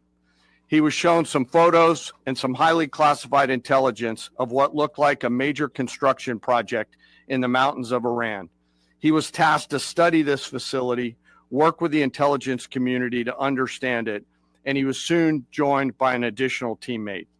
For more than 15 years, this officer and his teammate lived and breathed this single target, Fordow, a critical element of Iran's covert nuclear weapons 15 program. years. Wow. He studied the geology. He watched the Iranians dig it out. He watched the construction, the weather, the discard material, the geology, the construction materials, where the materials came from. He looked at the vent shaft, the exhaust shaft, the electrical systems, the environmental control systems, every nook, every crater, every piece of equipment going in and every piece of equipment going out. They literally dreamed about this target at night when they slept.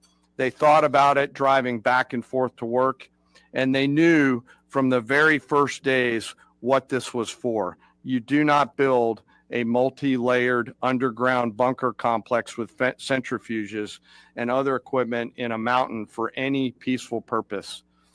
They weren't able to discuss this with their family, their wives, their kids, their friends, but they just kept grinding it out. And along the way, they realized we did not have a weapon that could adequately strike and kill this target. So they began a journey to work with industry and other tacticians to develop the GBU-57. They tested it over and over again, tried different options, tried more after that. They accomplished hundreds of test shots and dropped many full-scale weapons against extremely realistic targets for a single purpose: kill this target at the time and place of our nation's choosing. And then, on a day in June of 2025, more than 15 years after they started their life's work, the phone rang and the President of the United States ordered the B-2 force that you've supported to go strike and kill this target. Yesterday, I had the incredible honor and privilege of spending time with these two Defense Threat Reduction Agency officers who've given so much. One of them said, quote, "I can't even get my head around this. My heart is so filled with the pride of being a part of this team. I am so honored to be a part of this." To you both, thank you, and thank you to your families. Operation Midnight Hammer was the culmination of those 15 years of incredible work. The air crews, the tanker crews, the weapons crews that built the weapons, the load crews that loaded it. And there's actually, in this day and age, there's plenty of YouTube videos out there that people be in limited access to the B-2 and like all those crews he's describing. You can go see it. Pretty amazing. And 15 years of planning. There's the moment that he captures. Yeah, he goes through, actually shows a video of some of the test work and how these things actually operate, actually how they penetrate the ground, what their explosive power is once they're underground, and like what they exactly did to this site. And being able to essentially knock out the concrete caps and then send a couple bombs, including an extra one just for just to be sure, down that same exact hole. Whew. Yeah. Very big explosive power. But there's always the human element of it, as the chairman of the Joint Chiefs was laying out. Here, General Kane is going to, well, lay out a little bit of the return home. Went to work on Friday. They kissed their loved ones goodbye, not knowing when or if they'd be home. Late on Saturday night, their families became aware of what was happening. And on Sunday, when those jets returned from Whiteman, their families were there. Flags flying and tears flowing. I have chills literally talking about this. The jets rejoined into a formation of 4 airplanes, followed by a formation of 3, and came up overhead Whiteman, proudly in the traffic pattern, pitching out to land right over the base and landing to the incredible cheers of their families who sacrifice and serve right alongside their family members. Like I said, there were a lot of flags and a lot of tears. One commander told me this is a moment in the lives of our families that they will never forget. That, my friends, is what America's Joint Force does. We think, we develop, we train, we rehearse, we test, we evaluate every single day. And when the call comes to deliver, we do so. I could not be more proud standing up here today of our Joint Force. I'm filled with gratitude that I get to tell their story. And as we stand here right now, our forces remain on a high state of readiness in the region, prepared to defend themselves. And one last thing, our adversaries around the world should know that there are other DTRA team members out there studying targets for the same amount of time, and will continue to do so. I'm glad they didn't just go on their way and let the press do what they did. I'm glad they did that presentation this morning. Kind of setting the stage. It's a bit where my mind went, because when you look at the Pentagon, you assume, man, the amount of corruption, and then Intel and the nexus with like the media and all this, there is a lot of corruption and waste. But when you see something like this, that's not corruption. Nope. That's the best in almost every sense of the word. That's what we strive for. That's exactly what they strive for.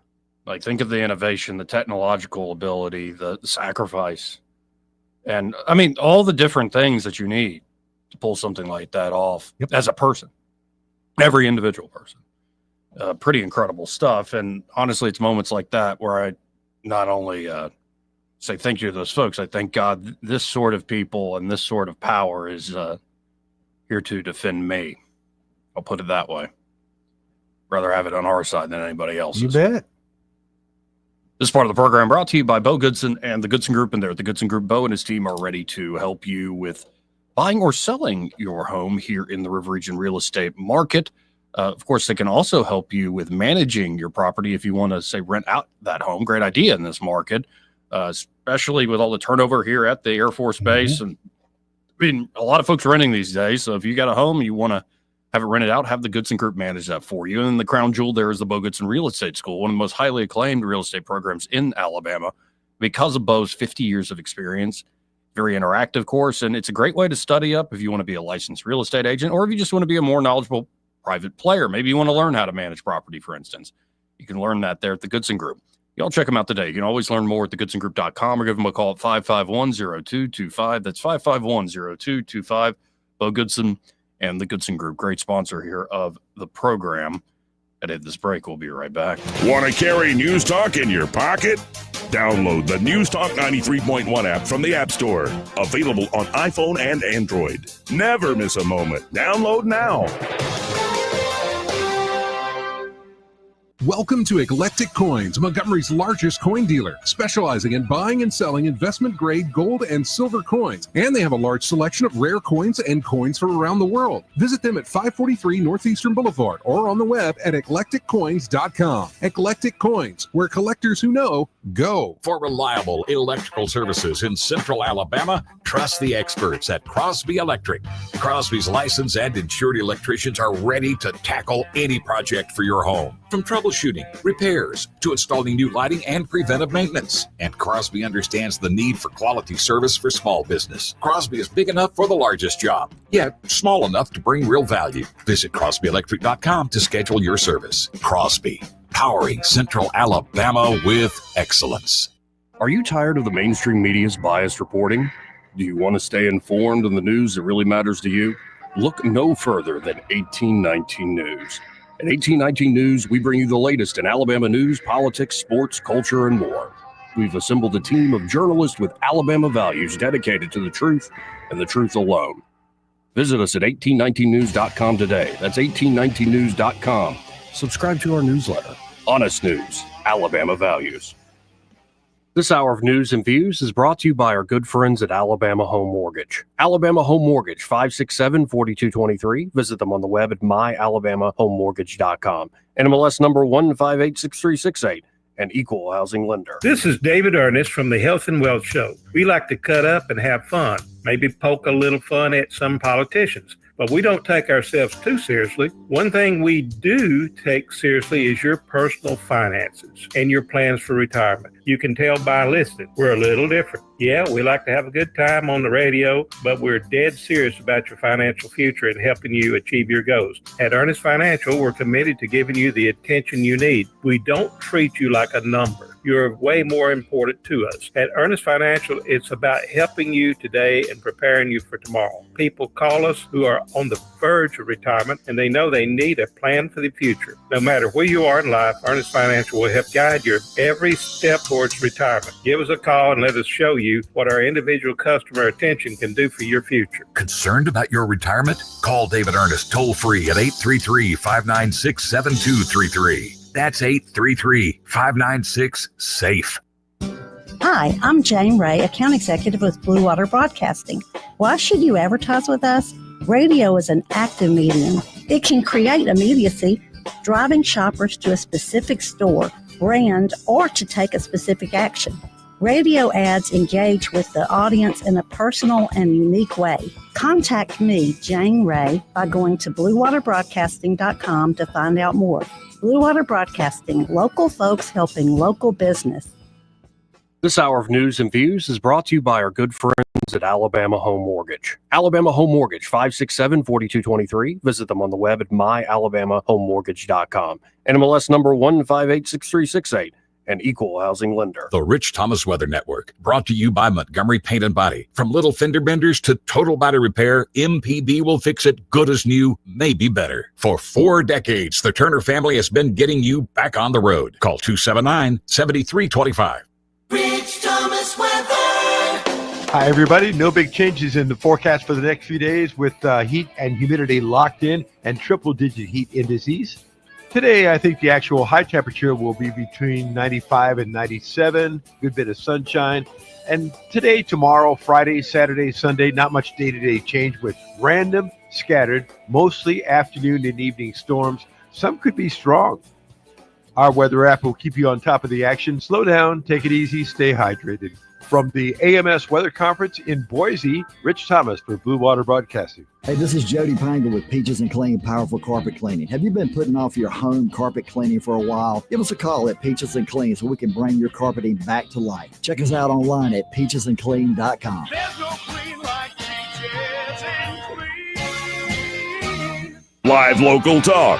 The River Region's only 24-hour News Talk FM station. News Talk 93.1 FM WACV.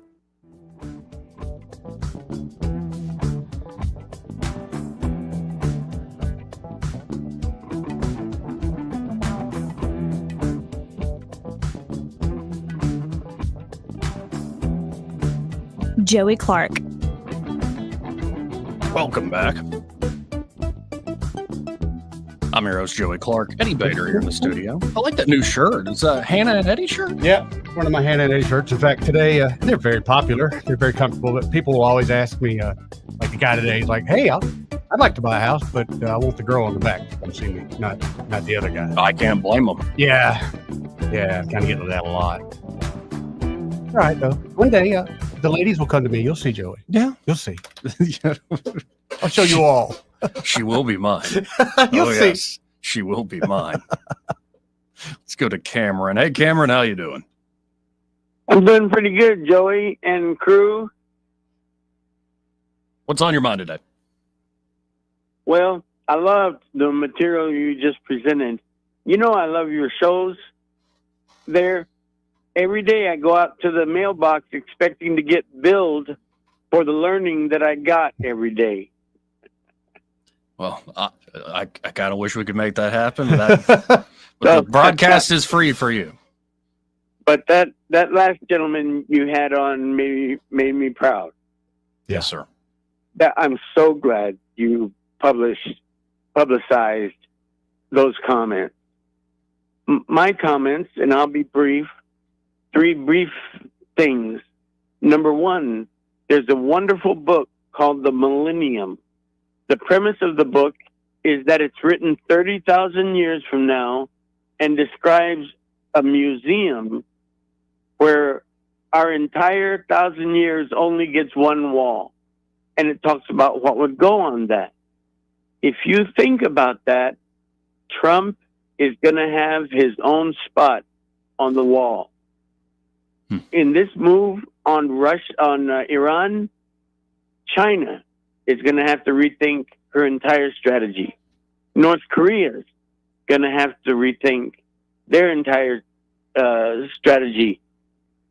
The world is taking a deep breath, realizing that we're not the world's policemen. We are the peacemaker. And that makes me happy to say that. Now, I know there's some voices out there that would take me up in a debate. Sure. Bring it on. I don't care who you are. I don't care who you are. We are going to stand out in history even with the mistakes we've made. I'll acknowledge mistakes. We are a young nation. Oh, and But there are right plenty of them now- to go around, but right now, what an operation! It shows the best and brightest. Yes. Yes, I'm a believer, sir. I'm so proud to be an American. I can't hardly stand it. There you go. God bless, Cameron. Appreciate the call, man. Thank you, Cameron. You See you, bet. bud. 272-9228. That's 334-272-9228. Again, Jeff Tice, former chief of staff to Ron Paul, joining us a little after 2 o'clock. And Eddie's got to scoot around then. Mm-hmm.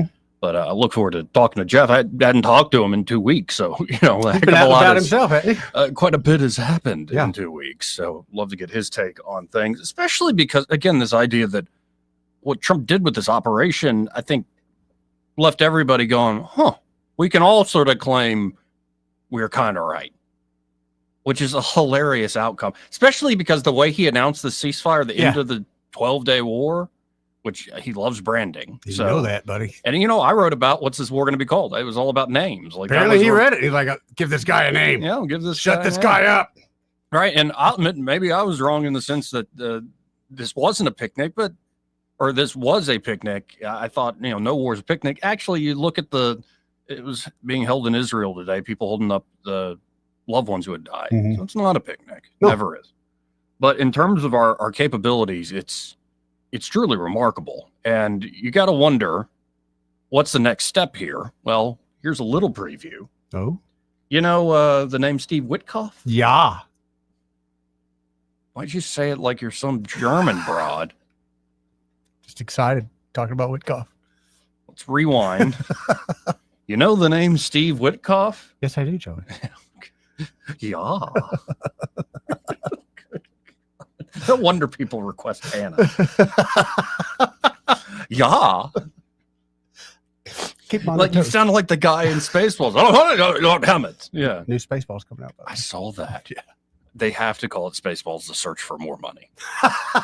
They need to, because that's what it is. Bill Pullman's son's going to be it. Bill Pullman will be in Yes. it. Mel Brooks will be back. Yeah, We a lot left of players. money on the table. Yeah. No, that whole it cracks me up every time I see that scene with yogurt. Oh yeah. Spaceballs the lunchbox. Spaceballs the t-shirt. Spaceballs the flamethrower. The kids love this one. And they do. Turns out they do. And I love that we live in a world that's what inspired Elon Musk to Yeah. start selling flamethrowers. Anyway, you know the name Steve Witkoff? Yes, I do, Joey. All right. Well, Steve Witkoff put this little gem out there, and it makes me quite hopeful. I mean, we'll see on all these things. Who knows? But let's listen in. One of the president's key objectives is that the Abraham Accords be expanded, that more countries come into it, and we are working on that on my team and in coordination with the Secretary of State and the entire State Department. And we think we're going to have some pretty big announcements on countries that are now coming into the Abraham Peace Accords. And we're hoping for normalization across an array of countries that maybe people would have never contemplated would come in. So we're excited for that prospect. That will also be a stabilizer in the Middle East. So some have broken this down like there's the, say, Arab-Israeli alliance that's been quiet for a while, Yeah. but it's becoming more pronounced. The big get, of course, bringing in the Abraham Accords would be Saudi Arabia. But then there's the Iranian axis that has been decimated in a lot of ways. They still have Iraq and their interest in Iraq, but Hezbollah has been really hurt. Assad is now gone. And a big player, both the Arab-Israeli and then this third group, Turkey and Qatar, have been really trying to do the Syria thing. And so it looks like what the Trump administration has done is let's take the two of the three and put them together as a bulwark against, in particular, the Iranian interest. And this Okay. was the whole idea going back to the first term of the Abraham Accords. So if you start bringing in countries like Qatar, Turkey, Saudi Arabia, Syria, you have normalization. This is a big, big deal. Big motivator. Now, who knows? Somebody could go and blow something up. Oh, that's going to But happen. I think there is a new young generation in that part of the world that's tired of all the fighting their forefathers did. Yeah, but the old generation is not ready to lay down yet. Well, Lay especially, down for again, I keep peace. saying this, but remember the Ayatollah is 86? Yeah. I mean, so there's some folks that are still blast from the past and they're holding on. to not only their old ways, but their old ideas. What's funny about that is, again, somebody sent me another video from Iran, 1978. You couldn't tell by what the people were wearing, Iran from 78 from Middle America 78. It looked, it looked amazing. And we lived overseas when all that happened. And of course, I never knew how Western Iran really was. But you talk about changing it overnight. Oh, yeah, man. Well, and it's kind of like anywhere in the world. Like, you're more urban centers are more liberal, progressive. Yeah. Or your rural places are more conservative. Whatever that culture is, it tends to be more conservative in the rural areas. The same thing with Iran.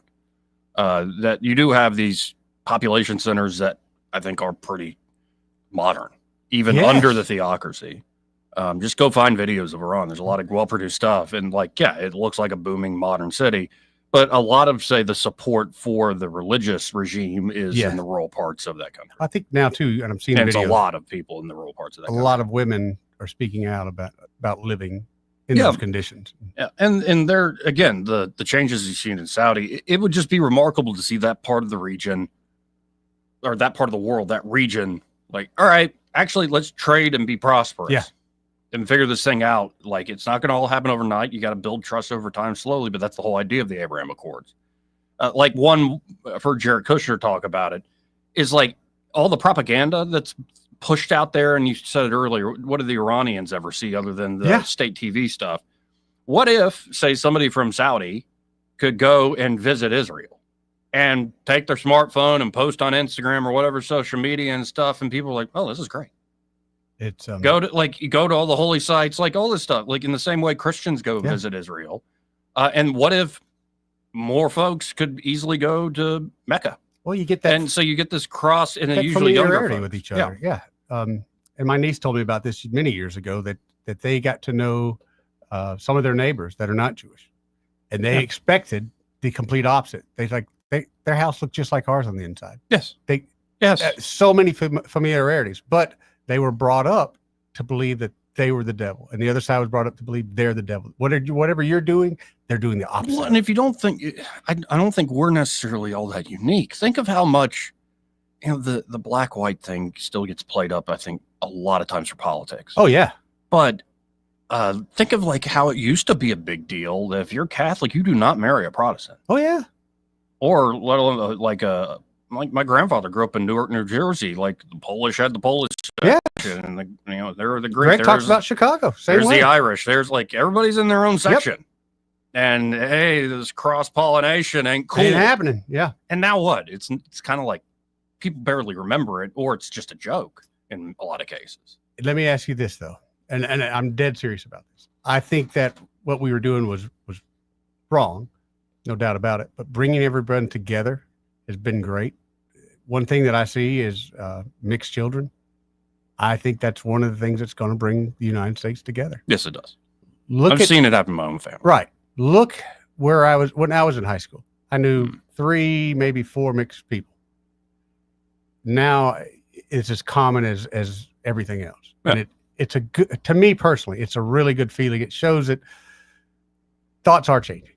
People are changing. What I was told to believe, or what someone else was told to believe growing up, they realized the truth, and it wasn't necessarily what they were told. And it's got to be on people's own terms. It does. And it's specific to each culture. But I think there are a lot of young people running things in that part of the world. They're like, I'm tired of the death. And like, why can't we have nice things? Yeah.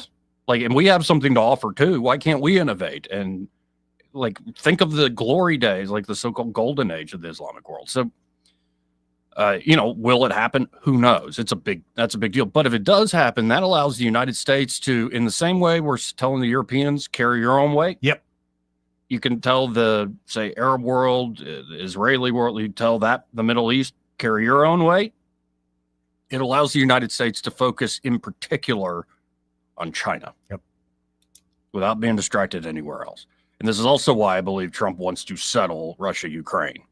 An interesting thing out of this, Iran realized very quickly in the midst of all this, Russia is not reliable to them. No, and people are going to find that out about China. And so, well, that's what they're going to try to do, is get the Chinese to double down as not just a economic partner in oil and stuff, but like be a military partner with us. And yeah, they might get a little bit of surprise there too.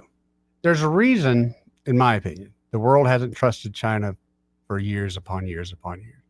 I won't say it's a bad thing, but they look out for themselves. Openly will look out for themselves. This part of the program brought to you by Montgomery Men's Health. And there at Montgomery Men's Health, they can help you fellas out if you're feeling just not yourself. Mm-hmm. Like exhausted, like mentally and physically. Drained. Yeah. And like even when you think you're getting good sleep, like you lay your head down 7-8 hours, you wake up, nope, still exhausted. Mm-hmm. So your sleep patterns are all messed up. It's not like you're eating more, but you're seeing weight gain, you're seeing loss of muscle mass. You're never in the mood. Like, and we've always said, we've told each other, I don't think we're revealing too much. Like when your libido goes down, you're like, oh, I must be sick. Yeah, you assume it is. That's every man's assumption. Right. And so if it's not something obvious like a cold or the flu or something, like you need to get by Montgomery Men's Health if you just don't feel good all the time. Right. And they can check to see if low testosterone is your problem. The providers there can do a testosterone focused lab workup. You also get a PSA score, which is a great marker for prostate health. You can say catch things like prostate cancers early. And of course they do a like basic quality of life test, like consultation, ask you a few basic questions on how you're feeling. Once they get that profile and get your score back, if you do in fact have low T, they have treatments there that can truly change men's lives, including treatments that can make you feel better the very same day. It's like snap of your fingers can make you feel better. Men after treatment can experience higher energy, better gains in the gym. Brother. Better mental clarity, improved sleep patterns, a faster metabolism, and usually even notice an increased sex drive. All right, Joey. There's a lot right with it. You'll check them out today. You can actually book the same day that you call. That number 440-3663. That's 440-3663. Or go to MontgomeryMen'sHealth.com to book your appointment today. Today. Again, 272-9228 if you want to get in on the conversation. That's 334-272-9228. Before you get out of here, I'm just checking to see what I've got. Do you want to do the Jamal Bowman thing? I'm down with it. Okay. Yeah, this was on CNN. It's just so tiresome. Very. Like, it's sad. Very, very tiresome. Like this guy in $1,000 suit who was a member of Congress is going to say stuff like that. Like, it's like, come on, man.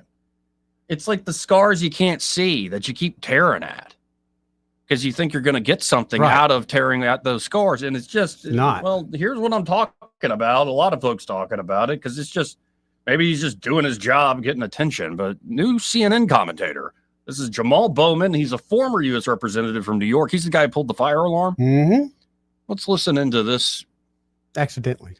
Tragic moment, I'll put it that way. And the problem is we're not dealing with America's original sin and its disease of hate and racism towards black and brown people and sexism towards women and anti-LGBTQ sentiment. We are not dealing with that. Your colleagues in the Republican Party do not hold each other accountable when it comes to the racism that comes from the party on a consistent basis. Congressman, I mean, where are you on? You can't be calm about this. I'm a black man in America. The reason why heart disease. I'm white. I can't comment. Listen to what I'm saying. The reason why heart disease and cancer and obesity and diabetes are bigger in the black community is because of the stress we carry from having to deal with being called the N-word directly or indirectly every day. If your colleagues would listen and try to learn and engage and grow and stop being so hateful, we could have a better country. Jamal. I bet he's got a price tag that you could give him a check for and it would fix it. Guaranteed. So don't tell me that's a real problem. No, and that's real problem is just always looking to be the victim. Well, it's often too if the thing you're describing it explains everything. Mm-hmm. Like the original sin of America, racism, bigotry, prejudice explains everything. I think you are betraying what it might actually explain. Like you're painting way too broad of a brush. Yeah. And often I think you're creating problems that you know you're never going to solve. Saying the only way it's kind of like the Middle East. The only way you solve it is you get peace between Israel and the Palestinians. Trump administration tried a different way. Like, no, maybe we just get people to normalize, then you solve that problem. The only way we're ever going to solve even the medical problems in the black communities, we reckon with the original sin of America, or things with women, we'll reckon with the patriarchy or something like that. And it's like, No, maybe there are other things that can be done on the policy level, political level, and at the personal level that will improve outcomes greatly for everyone, but especially folks suffering. And so instead of doing those small steps, those iterative steps, like give and take, like, hey, you're just focused on this big problem you never really are going to solve. And then you add the political element to it of, I think Jamal is using this as a cudgel. Yes. A political cudgel. 100%. As a political weapon. 100%. And it's like, if you really want something like universal health care, argue it on the merits, man. Can't. Like, I always found that we need single payer health care like Bernie Sanders wants because of slavery and Jim Crow. See, that's where you lose me. Like, that's what? where you lose most people. What? And again, it's something I think a lot of folks are just shaking their head at. Yeah. Like, whatever, man. Like, you want me to solve that for you? And also, what is that, directly or indirectly? So now you're getting into the whole area of, like, you're reading people's minds and intent. Well, Joey, to some people, if you're not black or you're not brown, you are a racist. Well, That's whatever. just all there is. That's just how some people see it. Have you ever thought I'm just a misanthrope and a nihilist? Or have you ever thought maybe I just don't like you? Yeah. As the individual. All right, maybe you're annoying. Right. And you're like, woe is me all the time. And like, hey, actually, you know, if you were just cool, man, like we could get along just fine. Or That maybe always cracks me up. It's just, maybe it's you. Anyway, I saw that and I was just like, no wonder he's former. Like, because that's the script that the Democratic Party's been running for a long time, and it's been pretty much rejected. Well, that car's running out of gas, man. It really is. It really is. Hey, this part of the program, and in fact, the entire hour brought to you by Alabama Home Mortgage. And there at Alabama Home Mortgage, Kim Williams and Madeline Cannon can help you with any and all of your home buying needs, or maybe you're looking to refinance. Yep. She's really good at that. They can give you a lot of, well, you do this with your clients. Like, there's only so much you know, and it's like, go talk to a great mortgage broker. Because of their job, they're up to date on things like that almost on a weekly basis. Right. So there could be new programs that come in that Eddie doesn't know about. So rather than saying I'm an end-all be-all, I'm quickly to say, you know what? I got an expert in that department. Let me send you that way. And that's Madeline and Kim there at Alabama Home Mortgage. So home buying, they're going to get you pre-approved. And Yes, in they fact, are. maybe you're just on the bubble. Like, you don't know how serious you are about buying a house, but you've been thinking about it. You've been kind of going on Zillow. Going, that's a cool place. Yeah, a lot of that going on. Watching a lot of YouTube videos of Airbnbs going, oh, these are kind of cool. Like, you're getting that itch for buying property and getting a new home. Well, at least get pre-approved. Yeah. Start really the conversation. You don't have to do anything else after you do that, but at least start that. And you can go online with them and do their application. At myalabamahomemortgage.com. Or, of course, if you're serious, they can walk you through that entire home buying process. Or if you're looking to refinance, restructure debt, get debt off your back, maybe restructure your monthly bills so you don't have as much of a monthly overhead cost, especially if you're in retirement or close to it. They can help you with any and all that and any goals you might need. So call them up today, 567-4223. That's 567-4223. Or as we just said, you can apply online at myalabamahomemortgage.com. There is a difference in mortgage companies. Let Big Kim difference. and Madeline prove that to you today. NLS number 1586368, an equal housing lender. Almost F that up. Get the fat tongue. Yeah, no, you say these things every day for the most part. And it's like, when I go hang out, but it's probably going to be this way with my brother and Caroline and little Lucy. It's like, why is Joey so quiet? It's like, because I talk all the time. Either that or you're just going to start spitting out commercials. Yeah. By the way, I don't know if you saw this, but the head of like the Federal Housing Authority, the president ordered him to study it. They will now consider cryptocurrency, in particular Bitcoin, as an asset for a mortgage. Why not? It's pretty cool. Why not? It's crazy not to. Right. But that's a big It's a deal. big deal. Well, and we've talked about it before. Bitcoin is becoming into the mainstream, no doubt.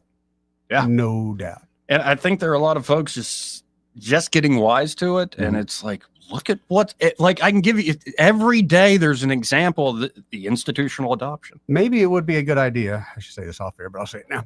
If we get with Jonathan and do a whole cryptocurrency, because so many people ask me, Joey, I'm so interested, but I don't even know where to start. And I honestly, I know what you and I have done, right? But that's not my world. But so many people, and I think so many more people would get involved if they just knew where to start. So I'd love to get Jonathan. We come in here and we just talk some crypto one day.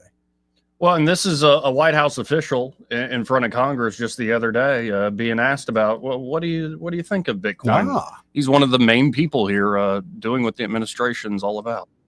Actors that held on to some Bitcoin in some fashion or another. Now the process begins in terms of establishing the reserve, the actual infrastructure behind it, and getting all of that accomplished. There's nothing in the EO that mandates that report become public, but we could choose to make it public at some point. And we are certainly keen on the idea of accumulation. We've stated publicly that Bitcoin is digital gold. We believe it's in the best interest of the United States to garner as much as we can possibly get. I've said that at every conference that I've spoken at in the last 2 to 3 months. Now, obviously, this has to be done in budget neutral ways that don't cost the taxpayer a dime. The president was clear about that in the executive order. But I think we have some very creative minds, 2 of which are sitting up here with me. And I think we'll begin moving very quickly on that. So it's continuing. And I like seeing this. Me too. I like having the conversation, if nothing else. Well, you got to get out of here. Yeah, man.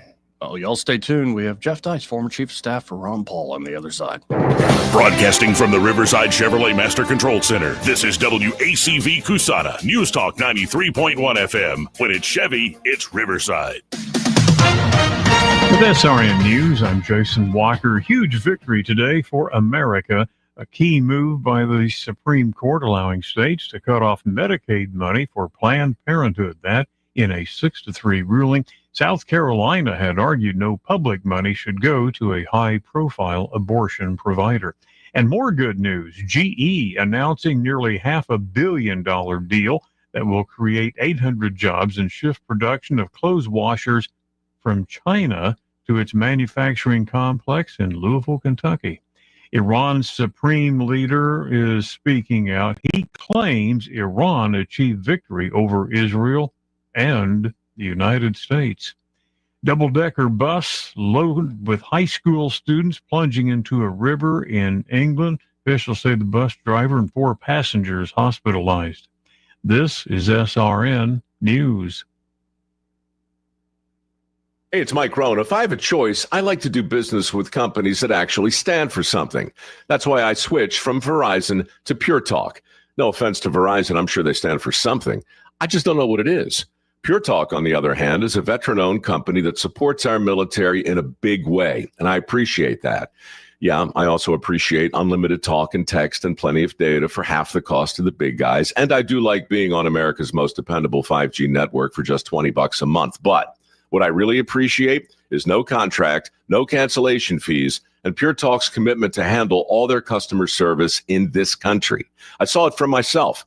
I went to Georgia, I got a tour of their headquarters, I met their CEO, and I talked to the same customer service folks that you'll talk to when you dial pound 250 and say keyword micro. Switch today and save 50% off your first month when you dial pound 250 and say keyword micro. Pure Talk, a wireless company that actually stands for something. The Rich Thomas Weather Network, brought to you by Alabama Wholesale Lumber. Alabama Wholesale Lumber, serving the river region with the best quality building materials for decades. Contractor to do-it-yourselfer. Call Alabama Wholesale Lumber. Rich Thomas Weather.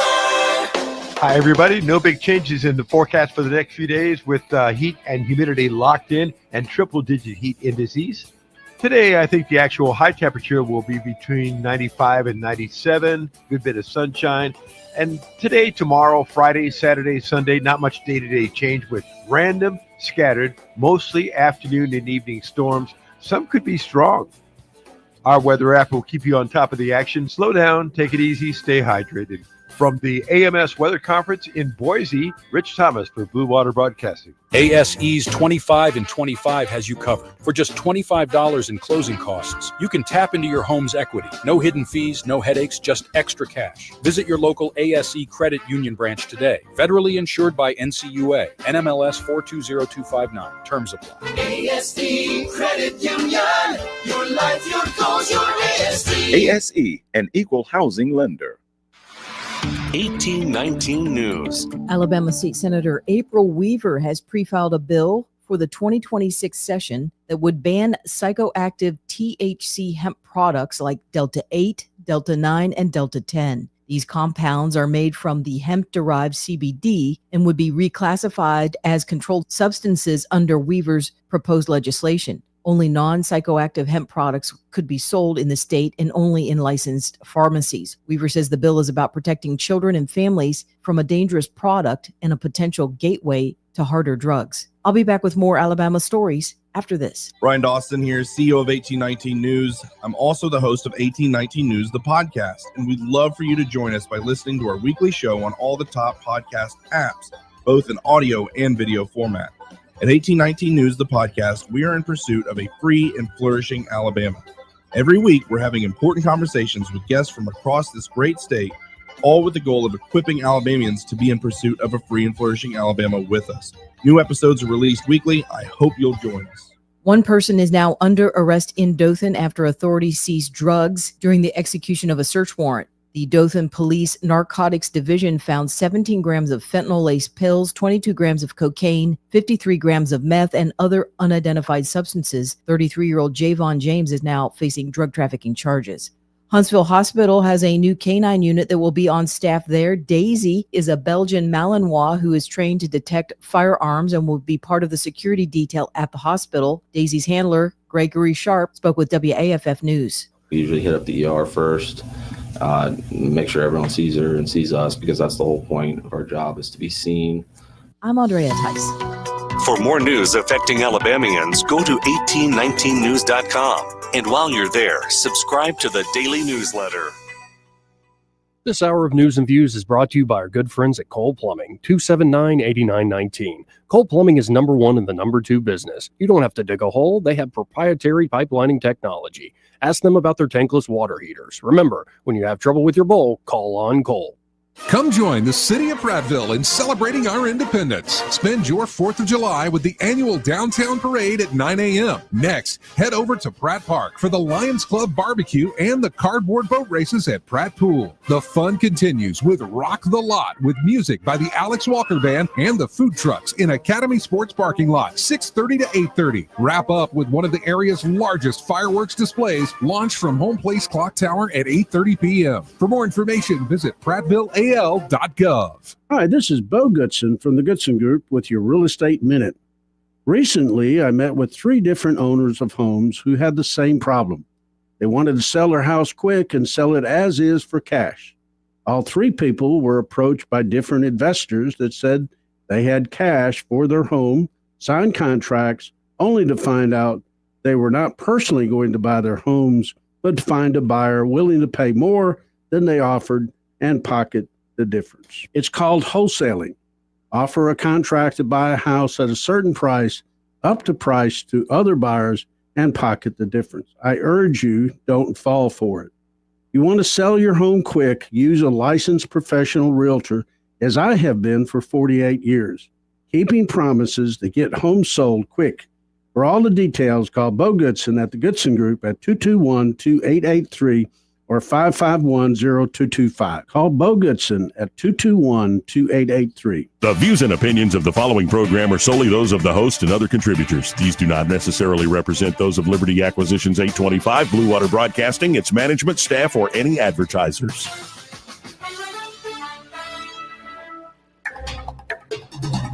It's time for Montgomery's conversational radio show. It's News and Views on News Talk 93.1 FM. To join the conversation, call 272-9228.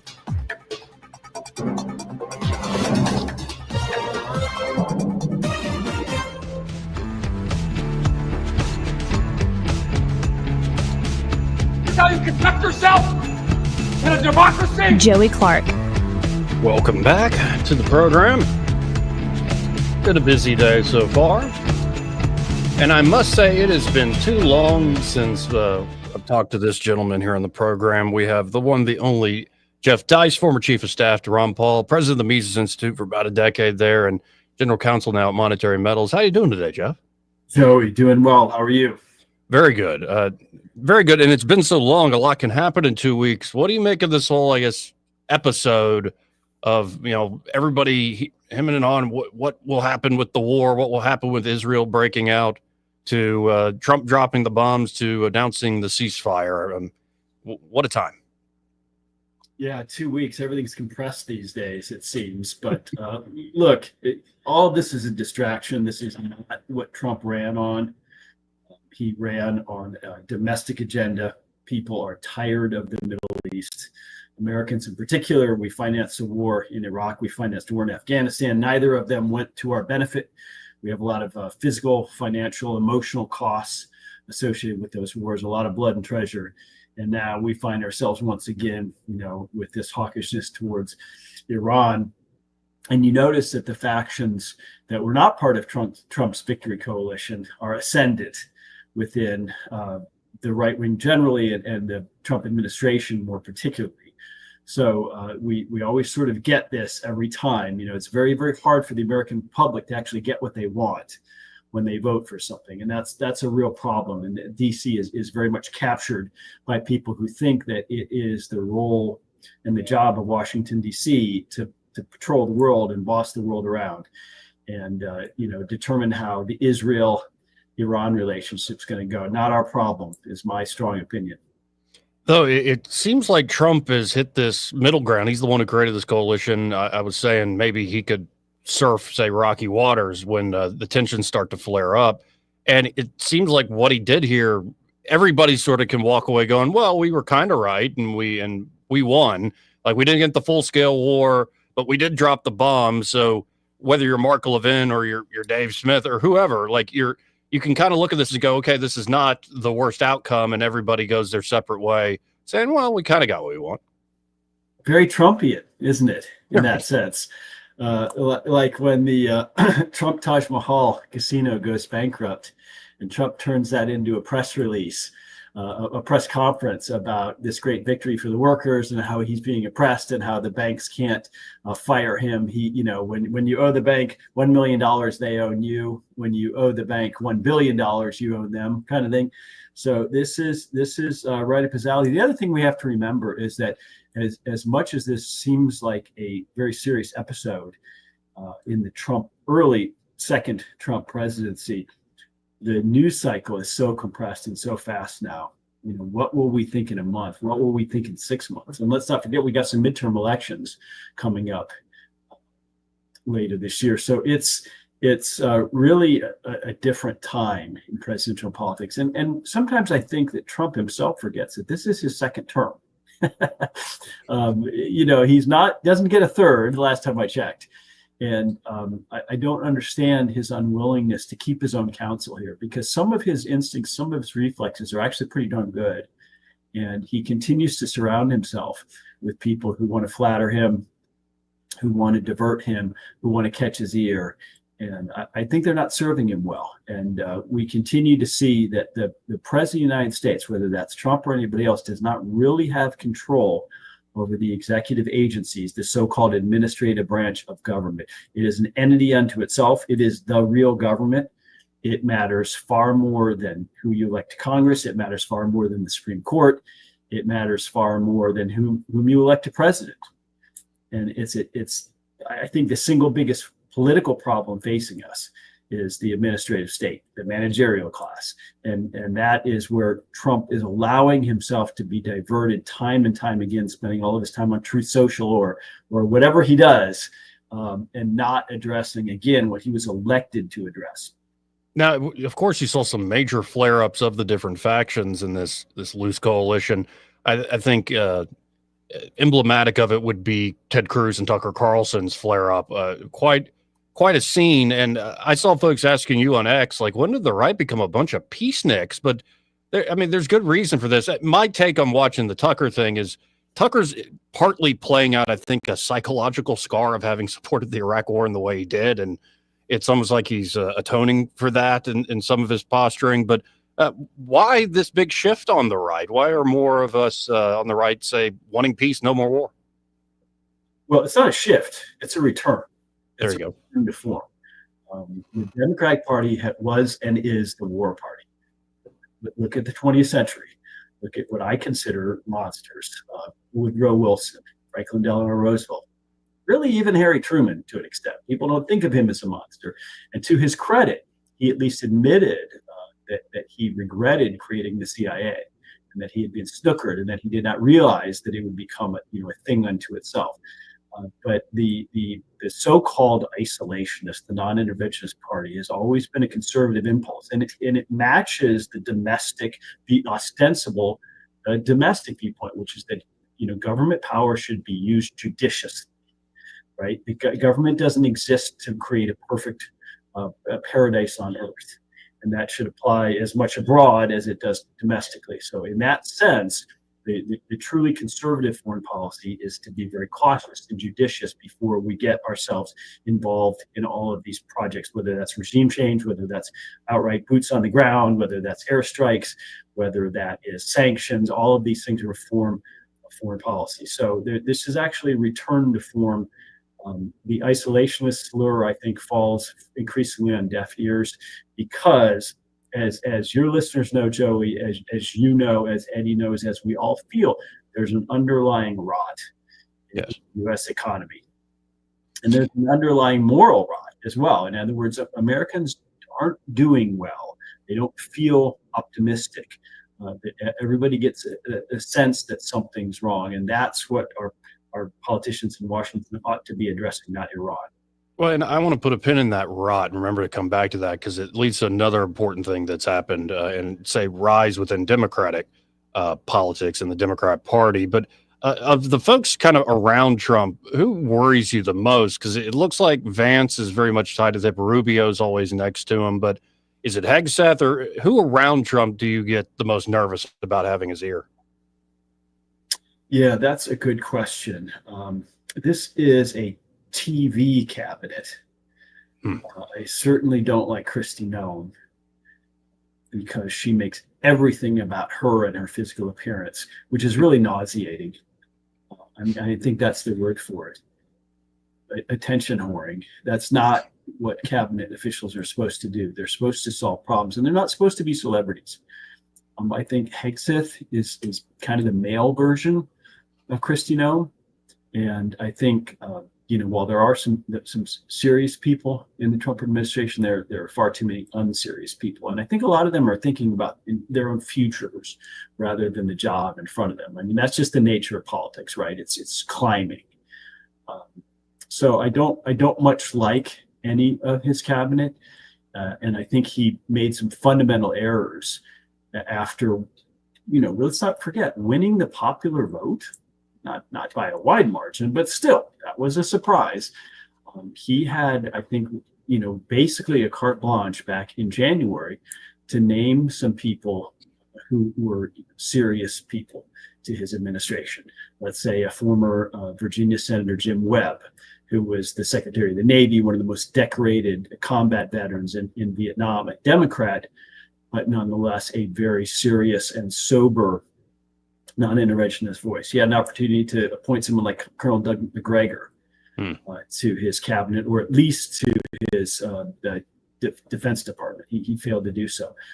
He could have taken someone like a Rand Paul. He could have taken someone like a Thomas Massey. Now he's almost at war with both of those gentlemen. So, this is a guy who, because of his own ego, likes to have flatterers around him. And that's not leadership at the cabinet level, and I think we're seeing that. Well, and when you said it's a TV cabinet, there's a great interview with Commerce Secretary now, Howard Lutnick. It was Lutnick and I think Susie Wiles, they set up a boardroom with huge big screen TVs, and they would narrow it down to like 3 people they want for Secretary of State or for Defense, whatever, all the different positions. And they would have up on screen, not only hear these people's credentials, what they've done, let's watch them deliver a message. So it sounds like a big factor in picking was, how is this person on TV? How will this person play in the clips running on social media? And it makes sense. It does. A lot of these cabinets, like you just look at when they're in the room together, like the Biden administration before, this is something like almost like a Hollywood production in ways. Yeah, it really is. And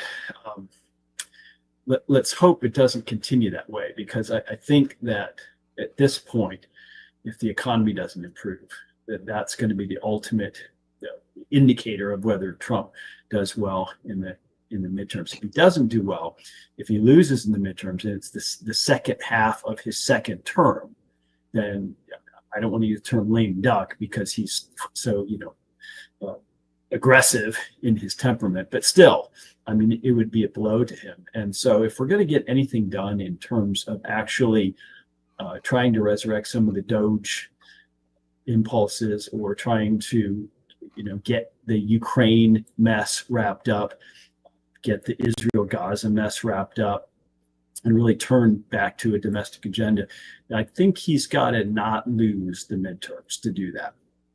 Well, and I've been saying that it is, I think, comes down to the economy, and it's not necessarily like you see all these big numbers of investment in AI and all the stuff you say David Sachs is up to. But I think what matters is, say, real wages. Are they rising? Does the everyday person feel like they can get ahead? And that brings me to a victory for, at least in the primary, this socialist or this communist in New York City who has just won the Democratic nomination there. And a lot of folks, I mean, he's said crazy stuff over the years, no doubt. But I watched some of the media he created for the campaign. I'm like, I kind of get why this guy won. He, in a very common sense way, went to food trucks, asked the operator of the food truck, why does this cost so much? They explain it. Then he goes to man on the street interviews. He goes, wouldn't you like it if that cost $7 instead of $10? And he's speaking to these everyday issues. He, in fact, did a whole video talking to people, why did you vote for Trump? In a very reasonable way. And it makes me think this rot that's there could cut the other way. It's gone in Trump's favor, especially this last election, but it could cut to even a very radical person's direction if they talk about those issues in the right way. Well, if we think about it, I mean, in many senses, we should not care anymore who is mayor of New York City as we do who is mayor of Paris. Sure. In a certain sense. And if we had a decent federalist system, as we're supposed to in this country, it would scarcely matter to us, nor would New Yorkers have to particularly care about, let's say, who was a U.S. senator from the state of Alabama, because they wouldn't be deciding things like abortion laws, right? Right. But nonetheless, we don't have the federalist system we're supposed to have. And so we're somewhat yoked under this federalist nationalized system. And so we do have to care. It strikes me that if there's any job on earth that shouldn't be ideological, it's mayor of New York. In other words, that job should be absolute basic blocking and tackling: police, safety, fire, potholes, crime, graffiti, school quality, right? There should not be an ideological component. But instead, we get this guy who is really a product, I think, of the modern Democratic left. His father's a radical professor at Columbia who goes on and on about colonialism and this kind of nonsense. And so, the left, unlike the right, the left elevates its radicals. Barack Obama was a deep radical. Nancy Pelosi's a deep radical. I mean, the right takes its radicals and throws them out, like Thomas Massey and Rand Paul. So that's the difference. The left isn't kidding. None of what he says makes any sense. And of course, it can't work if he actually tries any of it. But the point is that the left is full of true believers. And true believers are especially represented in the primary.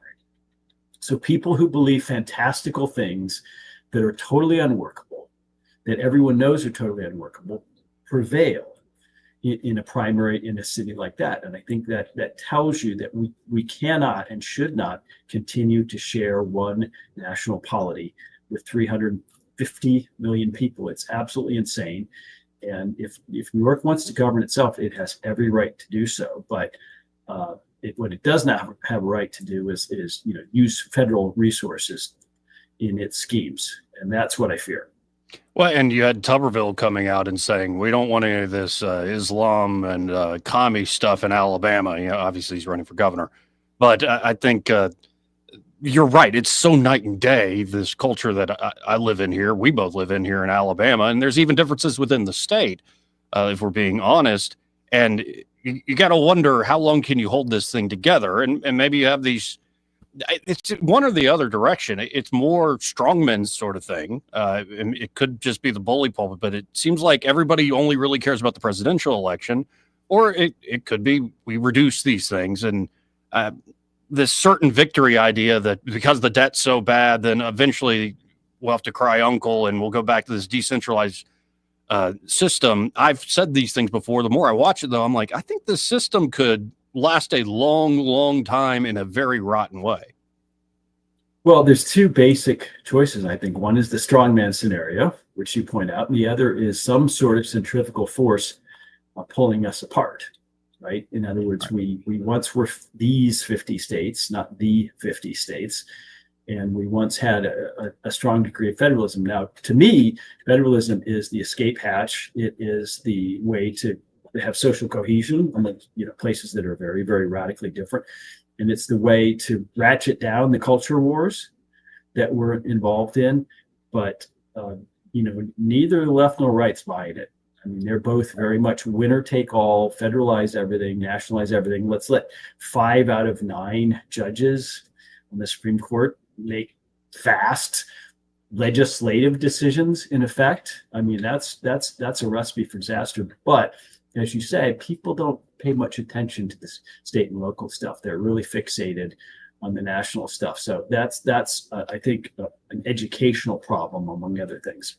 Now, every day on X, Senator Tuberville puts out, today's a good day to fire Jerome Powell. Now, I don't know if President Trump can actually do that. I haven't looked at the law in that regard, but what do you make of Jerome Powell and say holding true on the rates, or is this whole discussion of what should the rate be from the Federal Reserve absurd anyway?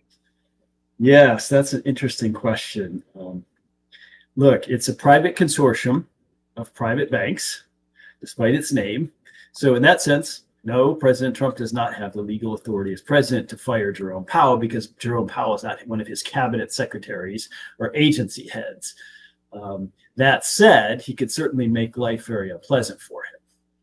And last time I checked, Jerome Powell could do pretty well in his post-Fed career financially, and perhaps have a second home in Aspen or a nice boat parked somewhere. So he strikes me as a guy who doesn't necessarily need this financially, if you know what I mean. Although he's nowhere near as wealthy as Bernanke and Greenspan. But even poor little Janet Yellen, who, as far as I'm concerned, is wildly over her head, both at the Fed and Treasury, is commanding like $100,000 for a speech. I would pay not to hear Janet Yellen ever say another word again. I will go raise $100,000 in order to duct tape Janet Yellen's mouth. But I don't think that's going to happen. So yeah, it's interesting how the Fed has become a populist issue. 20 years ago, 30 years ago, you would never have had a U.S. senator going on and on about the chair of the Fed. I mean, it would be just considered something that was so off the table politically. I mean, even amongst economists, right, monetary policy in the Fed was considered sort of a little corner for wonks. And so I credit Ron Paul with a lot of bringing the Fed to the forefront and making it an issue that people care about and are aware about. I'm not sure that Tommy Tuberville, I'm not sure that professional PhD economists much understand what the hell the Fed does all day. But nonetheless, I think Tuberville's populist instincts are right here. It's not an institution that's serving us well. But let me just have a tiny heresy. I like Jerome Powell. I think he's a brilliant guy. He's actually a lawyer. He's the first Fed chair in a long time who wasn't a PhD economist. And I'm told by some people who worked with him and around him, people from the Dallas Fed, for example, that he's unbelievably smart. He's a voracious reader. And when he was tapped, he basically started going on a self-education campaign. And I think he's a pretty judicious guy. And I don't think he is the true believer type that Bernanke was, for example. I mean, if you look at Ben Bernanke's PhD dissertation, he got the Great Depression entirely 180 degrees wrong. I mean, he was completely wrong about the Great Depression. So what do we do with people who are completely wrong about the main intellectual output of their professional career? Well, we elevate them to Fed chair. So I don't put Jerome Powell in that camp. I think he's a good guy. I think he's a well-meaning guy. He just has an impossible job. Yeah, and he's in the simple terms, he'd rather be Paul Volcker than an Arthur Burns. Like, he would rather be the guy that actually whips inflation instead of letting it rip again. Though I can see why Trump and, say, his elements want rates lower, because you just mentioned Janet Yellen. I think it was Yellen as Treasury Secretary that did a lot of this financing of the debt in very short term. So there's a crap load of debt that needs to be refinanced, and every tick down of every basis point, you're saving billions of dollars on the national debt. I think that's why the bully pulpit's being used so much right now. Yeah, it's interesting when Trump said, "Look, I'm a real estate guy.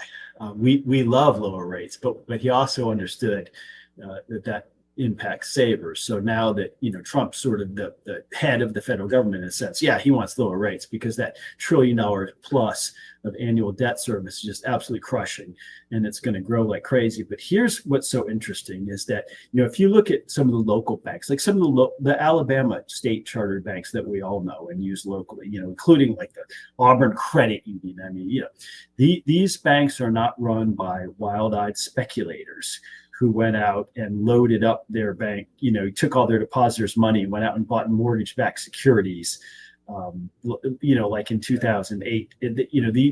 These local banks largely bought and held U.S. Treasuries, which is what you're supposed to do if you're a safe, conservative local banker. You're supposed to get a guaranteed return, a safe return, the safest return on earth. With your depositors' money. But then what happened to them? They were holding a bunch of treasuries that paid 1%, 2%, 3%. And then after Janet Yellen left and the fiscal craziness of COVID, all of a sudden treasuries are yielding 4%, 5%, 6%. Well, guess what? Those little conservative local banks holding treasuries at 1% and 2% and 3% were deeply underwater. Right, they were in many cases insolvent in terms of the mark-to-market value of their holdings, and the only way, to go out and buy new treasuries is to have a bunch of new deposits. So it's one of the only times in American history where rates rose that precipitously, that quickly, and not really based on market conditions, but based on the dictates of, a new Fed chair, Jerome Powell, trying to fight off the inflation that was largely caused, in my opinion, by the spending, the fiscal side of the COVID crisis. So, the position that banks find themselves in today, commercial banks, is not because they went out and did crazy things. They did what they were supposed to do. They just had the rug pulled out from under them. Yeah, and I think you're right on the instinct of the politics, and it's really, I think, common sense is that it does come back to the old Carville line. It's the economy, stupid, and it's just if you can just focus on the domestic agenda, what an obstacle course to have to get through to actually make the economy hum in a way that's not just like, oh, look at our big GDP numbers, look at we got this AI company stood up this massive facility out there that doesn't really provide many jobs. Like, what about those people that just voted for a socialist in New York, who aren't necessarily hardcore? They just want food to cost less. They want housing to cost less. I just worry, again, that if you don't get the economy right, that same energy that praised, say, Luigi Mangione for what he did in an awful way will be channeled in a different direction than Trump. And good God, this is why I'm hoping Trump wins, whatever that even means, because some of what might be on the left and unleashed by the left could be just horrifying. Yeah, absolutely. This is what we've seen. We've seen the politics of reaction, right? Yeah. Not the politics of policy. I mean, what happened in New York City earlier this week was simply, we hate Trump, and we want the exact opposite of Trump now from an actual ideological or policy perspective. Who knows if that's actually true? But that was the perception, and so people think politics is democratic voting is people think about which candidate represents their interest and then make it an informed decision. Folks, that's not what happens. This is a tribal, emotive, reactive force. And so, yeah, you're entirely right. The counter reaction might be stronger than the early reaction. Well, and I keep saying it, but we'll see. It seems like this dust up, the Elon Musk dust up. I swear Trump will probably endorse Thomas Massie for re-election, even though he's nailing him to the wall right now. He should. Yes, he should. Well, I always appreciate your time, Jeff. If folks want to check out what you're up to, how can they do so? Just find me on Twitter at Jeff Deist. Well, appreciate it, sir. We'll do it again next week. Well, actually, I'll be off. I'm actually taking some time off. Go see my brother in Nashville. So, have we approved this vacation? Did you run this by Eddie? Hell yeah. Well, and Eddie's going on vacation to Jamaica on Saturday. So somebody's got to keep the lights on down there. I know, we'll figure it out. But I got to go see my little niece, and they just moved to Nashville, new city. I've never been. Why not? So, but we'll pick it up soon. I appreciate it as always, sir. Thanks, Joey. Again, folks, that is Jeff Deist, and check out what he has to say. His insights, always appreciate his sense of things. This part of the program brought to you by Josh and Leslie Ryder there at Dillon Rings. And at Dillon Rings, they are a full-service jewelry shop ready to help you out across the board with any of your jewelry needs. Of course, for just, I think, 3 more days, they have this 50% off on half of the store sale going on to celebrate Leslie Ryder's 50th birthday. Go check out their Facebook, this inventory spotlight, Leslie's inventory spotlight, a beautiful pendant, sapphire and diamond pendant. It's just absolutely gorgeous. But that's just one sample of all the stuff that is on sale right now. So get by there, check out the inventory, wish her a happy birthday. But then, of course, you should also stop by, say, if you want a spa treatment. Maybe there's a piece of jewelry that you wear all the time that looks like you wear it all the time. What if it could shine and shimmer like it's brand new again? They can do that for you there at Dillon Rings. Maybe you look at the inventory, you're like, it's very beautiful, but I want something unique, custom made. Josh Ryder can do it.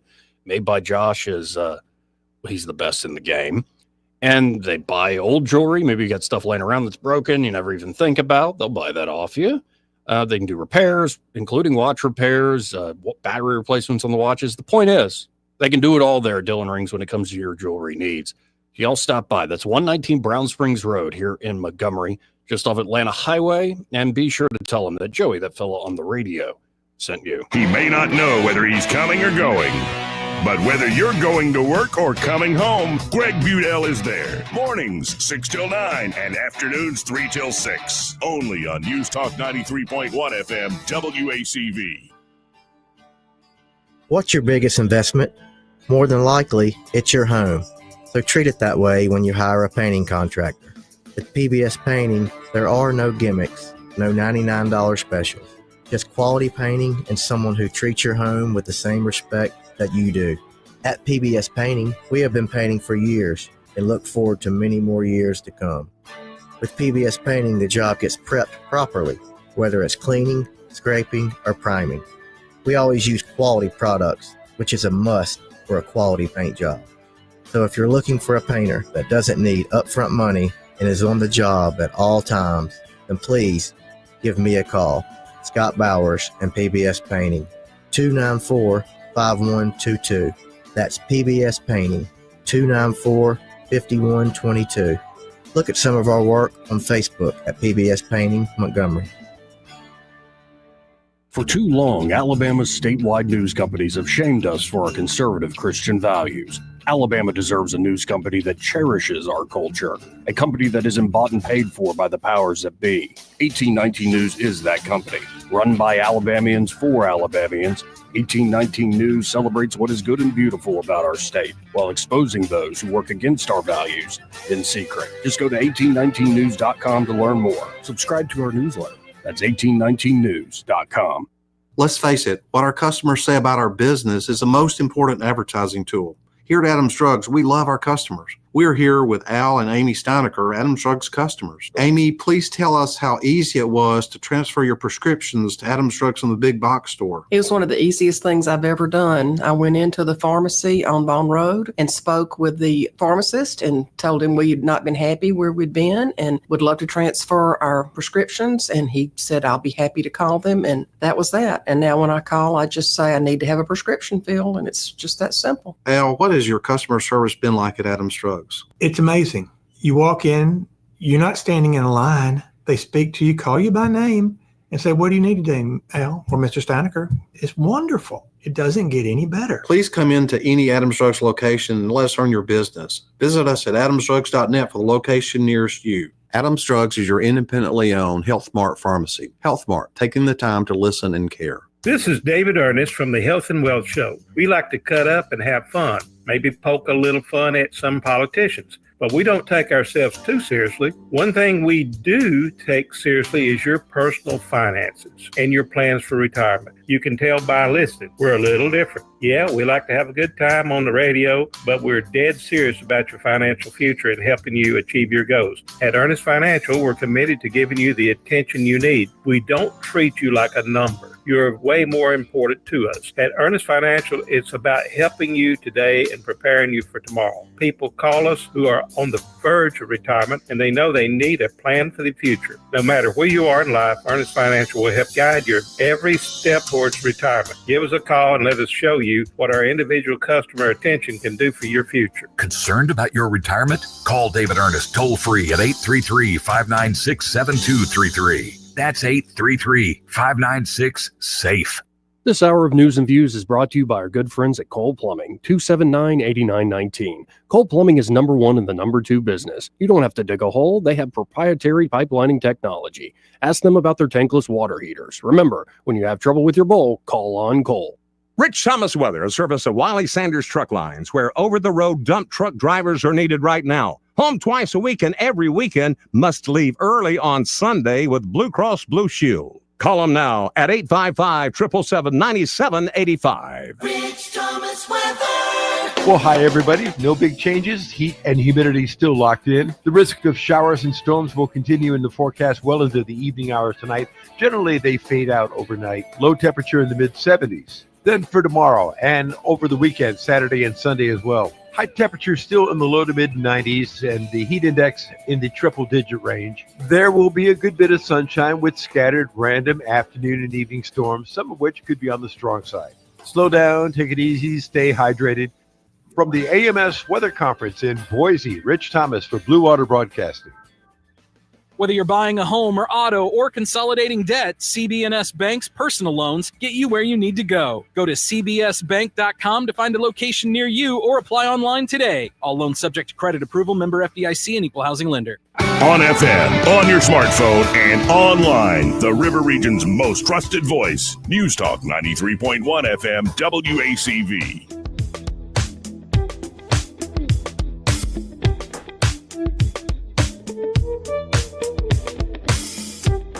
After damning politicians uphill and down dale for many years as rogues, vagabonds, frauds, and scoundrels, I sometimes suspected, like everyone else, I often expect too much of them. Joey Clark. Welcome back. 272-9228 if you want to get in on the conversation. That's 334-272-9228. Let's go to the phones and talk to Papa B. Hey, Papa B, how you doing? Hey, I'm all right. So looking at this election over in up in New York. Yeah. You know, it's just hard to believe that there's a way to bridge the great divide in this country. I mean, sure enough, you know, on a national level, the center kind of rules the day. I mean, whether they throw their support more on the conservative or more on the liberal is what determines the outcome. But, you know, the deep divide is just, it's so great. It's just like another reality. Oh, yeah. No, and you heard Jeff Dice just saying that the obvious answer staring in his face is we go back to local government mattering more and, you know, let Alabama be Alabama and let New York City do all their freaky deaky stuff. I mean, who cares? At the end of the day, we shouldn't have to care, but the reason I guess we care is this might be where the national party is going and we all worry about that. Well, I think one of the main problems is if we were had the same approach, it might be different. Okay. Now, true enough, Trump has been much more aggressive about pushing a more conservative approach. Okay. Mm-hmm. But in the cold light of day, the Democrats can't let anybody else have an opinion. They have to have the same opinion that they have, which they don't know of either. You know, I mean, it's all over the map. But anybody that has some conservative, I mean, they squash them. They quash them. They railroad them out. They shut them down. They cut them out of the marketplace. They do whatever, police it up. That's you know, the approaches are two very different ways. We still, even with Trump, is like, yeah, okay, you got that opinion, but, you know, we're not going to come and, take you out to the back and shoot you. No. Which is what I think that, you know, some Democrats would just love to see to some of their opposites there, you know. So, I mean, now I would say this. It reminds me a little bit of a sermon that I heard one time. Mm-hmm. This preacher, he was talking about, you know, the divisions and, you know, arguments and such in church and all. And he said, he compared the church to Noah's Ark. And he said, you know, it's intolerable with the heaving of the waves, the tossing of the sea, the animals, all the, you know, mess flying everywhere. It's just can't stand it in here. But what are you going to do? Because it's a storm outside. You know what I'm saying? And so you look around the rest of the world and you're like, I don't care what it's like. It's bad. It's bad as real bad, but it's not as bad as not here, you know, or elsewhere, anywhere. Yeah, well, So, I hope Trump is able to refocus on the domestic stuff. I mean, these last 2 weeks were crazy, and quite entertaining, and you heard all the emotions from all sorts of different players. Oh yeah. But it's got to come back to getting us on a much sounder footing in terms of the economy. And the more people win, the more we can sort of accept all these differences. It's when things go to hell in a handbasket that you start to see the identity politics from the left and the right really flare up into something just nasty. And I don't want that. I don't want that at all.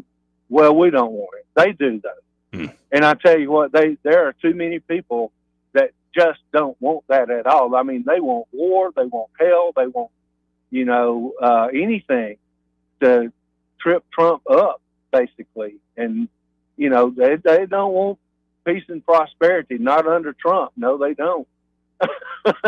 Because that would, you know, be the justification for Trump. So anyway, it's going to be fun to watch, but I sure hope that he does come back to the domestic side, and especially, you know, here in the first part. I mean, excuse me, the second part of his first 2 years. So I assume that's just allergies. You're not getting that emotional. It is. Okay. Yeah, no, I'm not getting emotional. Well, I appreciate it all. Yeah, enjoy your trip, by the way. Well, thank you. Thank you. Looking forward to it. Folks, I saw this morning. Hadn't had the chance to announce it yet. If you're here in the great state of Alabama, Caroline Dobson, who we got to know when she was running for Congress, she is now running for Secretary of State. I guess Andrew Sorrell now has competition in that Secretary of State race. Of course, Dobson was born and raised on her family farm in Monroe County, went to Harvard and then Baylor University, lost to Shamari Figures in that congressional district, the new Congressional District 2 race. And honestly, I looking at what she's saying, it's like taking on a lot of the same issues, like reducing fees, streamline services, don't back down from the liberals trying to challenge you. So I think this might come across to who do people just like better, like listening to? Who do people trust more? Because I have a sense that the issues might be, you know, you're not going to have a lot of daylight between Sorrell and Dobson. It's going to be more a personality thing, who can get out and shake the most hands, visit the most people in the state, and spend the most on, well, getting their name out there.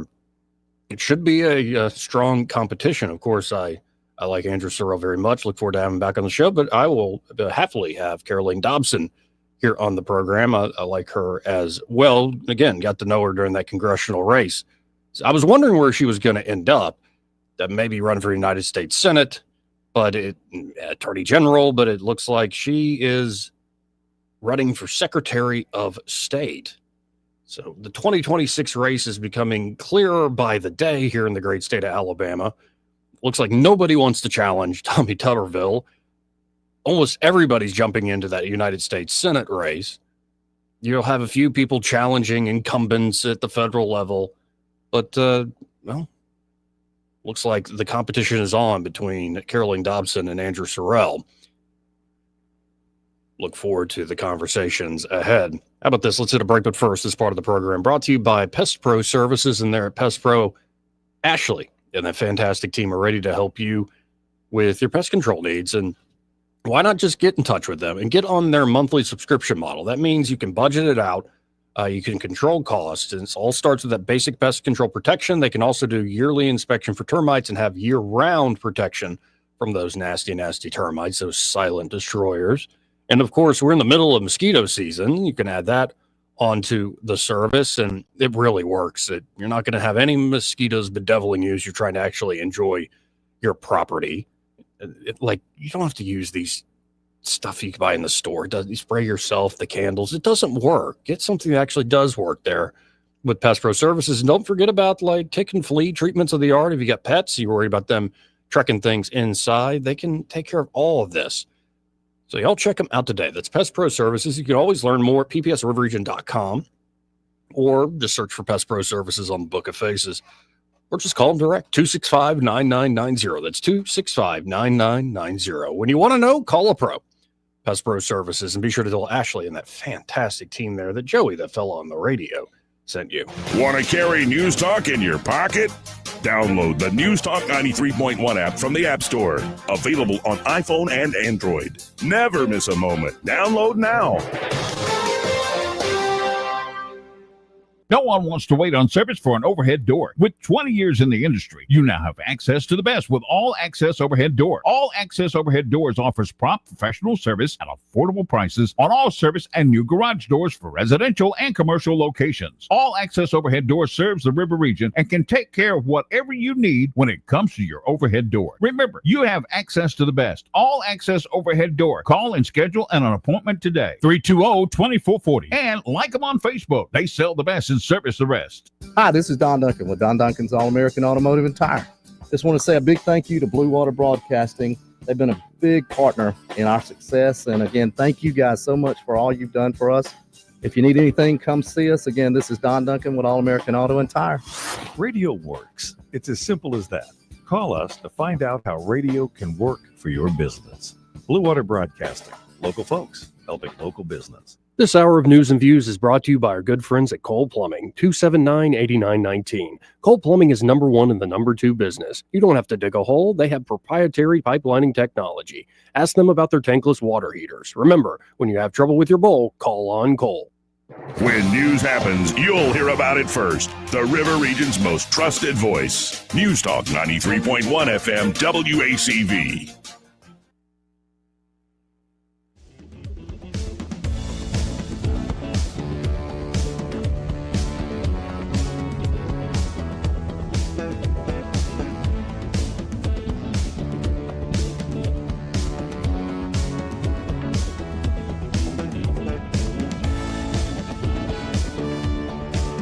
Joey Clark.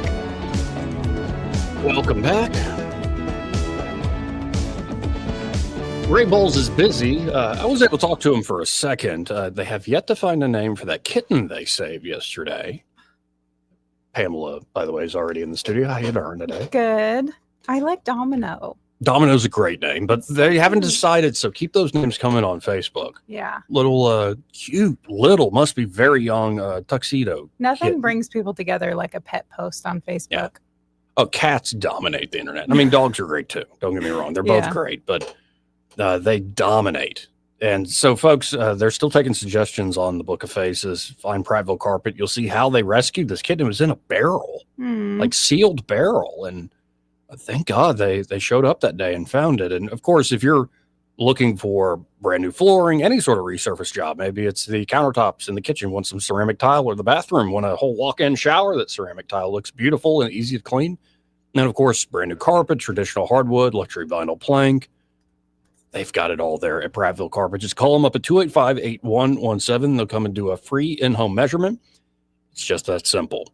And be sure to tell them that Joey, that fella on the radio, sent you. And well, it's this part of the day where I wonder, like, what did I learn today? Mm-hmm. I learned that Trump and team are selling a T-shirt that has the Obama Hope poster. Uh-huh. You know, that artwork style? What does it say? It's Trump's mugshot. And underneath, it says, Daddy. I got to look this up. Yeah. Oh, I think it's a real thing. If Add it's not to real. cart. See, I'm not wearing that, but you get yourself a black one, and I think it will fit perfectly. Yeah. And I mean, they I look- do like a graphic tee. Yeah, nothing wrong with that. Good concert T-shirt or like a Oh, yeah, it's on the New York Post. yeah. The daddy shirts are real. So Trump throwing out that daddy energy for folks that want to entertain that, and that's the perfect thing where it's like if you really don't like Trump, you're like, what the hell is this? Mhm. And if you love Trump, you're like, this is perfect. Oh, it only comes in orange or navy blue. Oh man, Hmm. that's not really you. No, I mean, I would. I'd wear orange before blue. Yeah, but no. Yeah, I don't think I'm going to be rocking the daddy shirt. Maybe I That's a can little make my much. own. Yeah, there you go. Hmm. Like, do you know how to make a T-shirt? I know people that do. Okay, that could work. That could work. So yeah, I learned that today. I learned don't mess with the United States military when you're doing a very obvious thing. Apparently, the strike that happened against Iran, 15 years in the planning. Hmm. Damn. Yep. Also learned that, every day's a good day to fire Jerome Powell, though. Honestly, can we just not have a head of the Federal Reserve? Like, why do we even need the Federal Reserve? Mm. People don't even know what it does. I didn't touch on much. I don't know how much I love Trump getting into Israeli domestic politics. He put out a long, true social message defending Bibi Netanyahu, saying he's a hero, he's a brave man, and you shouldn't put him through this trial or whatever. Mm. Apparently, Netanyahu now requesting a 2-week break of the trial. Well, we'll see. And again, that's not my country. Like, I don't let the Israelis govern themselves. Yeah. Also, did you see that the same company involved with the illegal immigration raid down on the coast it was a high school being constructed down there in Gulf Shores? They're the same company building the new state house. Now, you could say, Really? I mean, different. like, the general contractor, like, doesn't necessarily have to check the subcontractor employees. Right. And apparently, looking into the state house contracts, though, the subcontractors have to be verified as legal as well.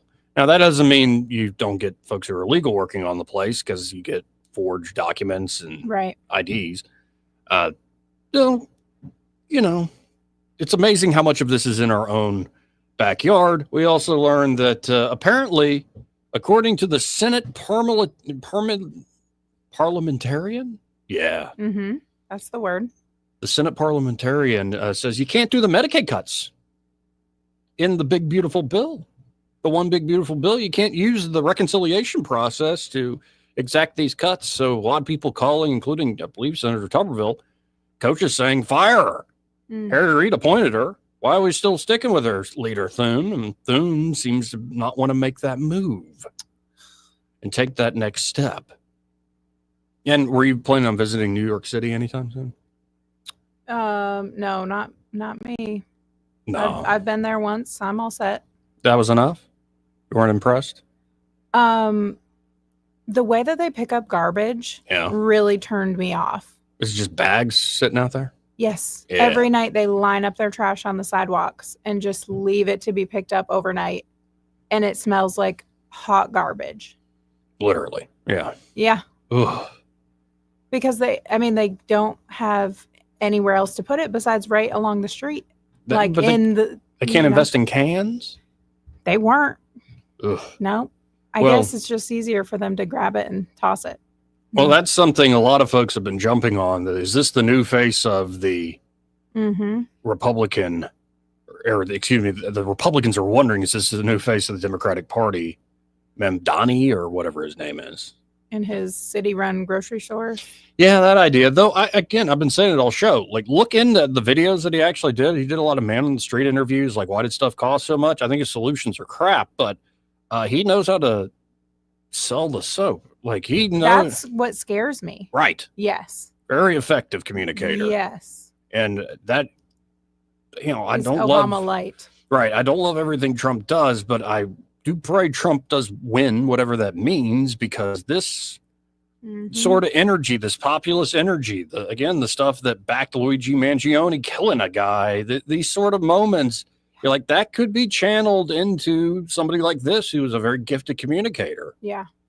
So you got to wonder what's the next step, because you look at the rest of the Democratic Party and they continue to be lost in the wilderness, though they were wise enough to say, Trump just now. Thank goodness. Hundreds of Democrats joined in Republicans and knocked down the latest effort to bring articles of impeachment against him. We were talking about fatigue the other day, all the different types of fatigue that we have. Impeachment is one of those things. It's lost. Yes. There's nothing behind it anymore. Yeah, I mean, all the people predicted the Clinton thing, like this is going to bring more impeachments in the future, and it did. Yeah. But it's amazing how many folks get up there and stay up there. This is like my favorite drop. It's not just about sex. That's Lindsey Graham Yes. during the Clinton impeachment, Mm-hmm. because Democrats made it into y'all are just obsessed with sex. And Lindsey's like, It's not just about sex. he lied. He lied about the sex. I don't care about the sex. I care about him lying about the sex. Mm-hmm. All these things, all these decisions, they have legs, they have a legacy. But I'm done. I'm looking forward to Friday. Y'all stay tuned. Get out of here. Happy hour. They're next. Broadcasting from the Riverside Chevrolet Master Control Center, this is WACV Cusana, News Talk 93.1 FM. When it's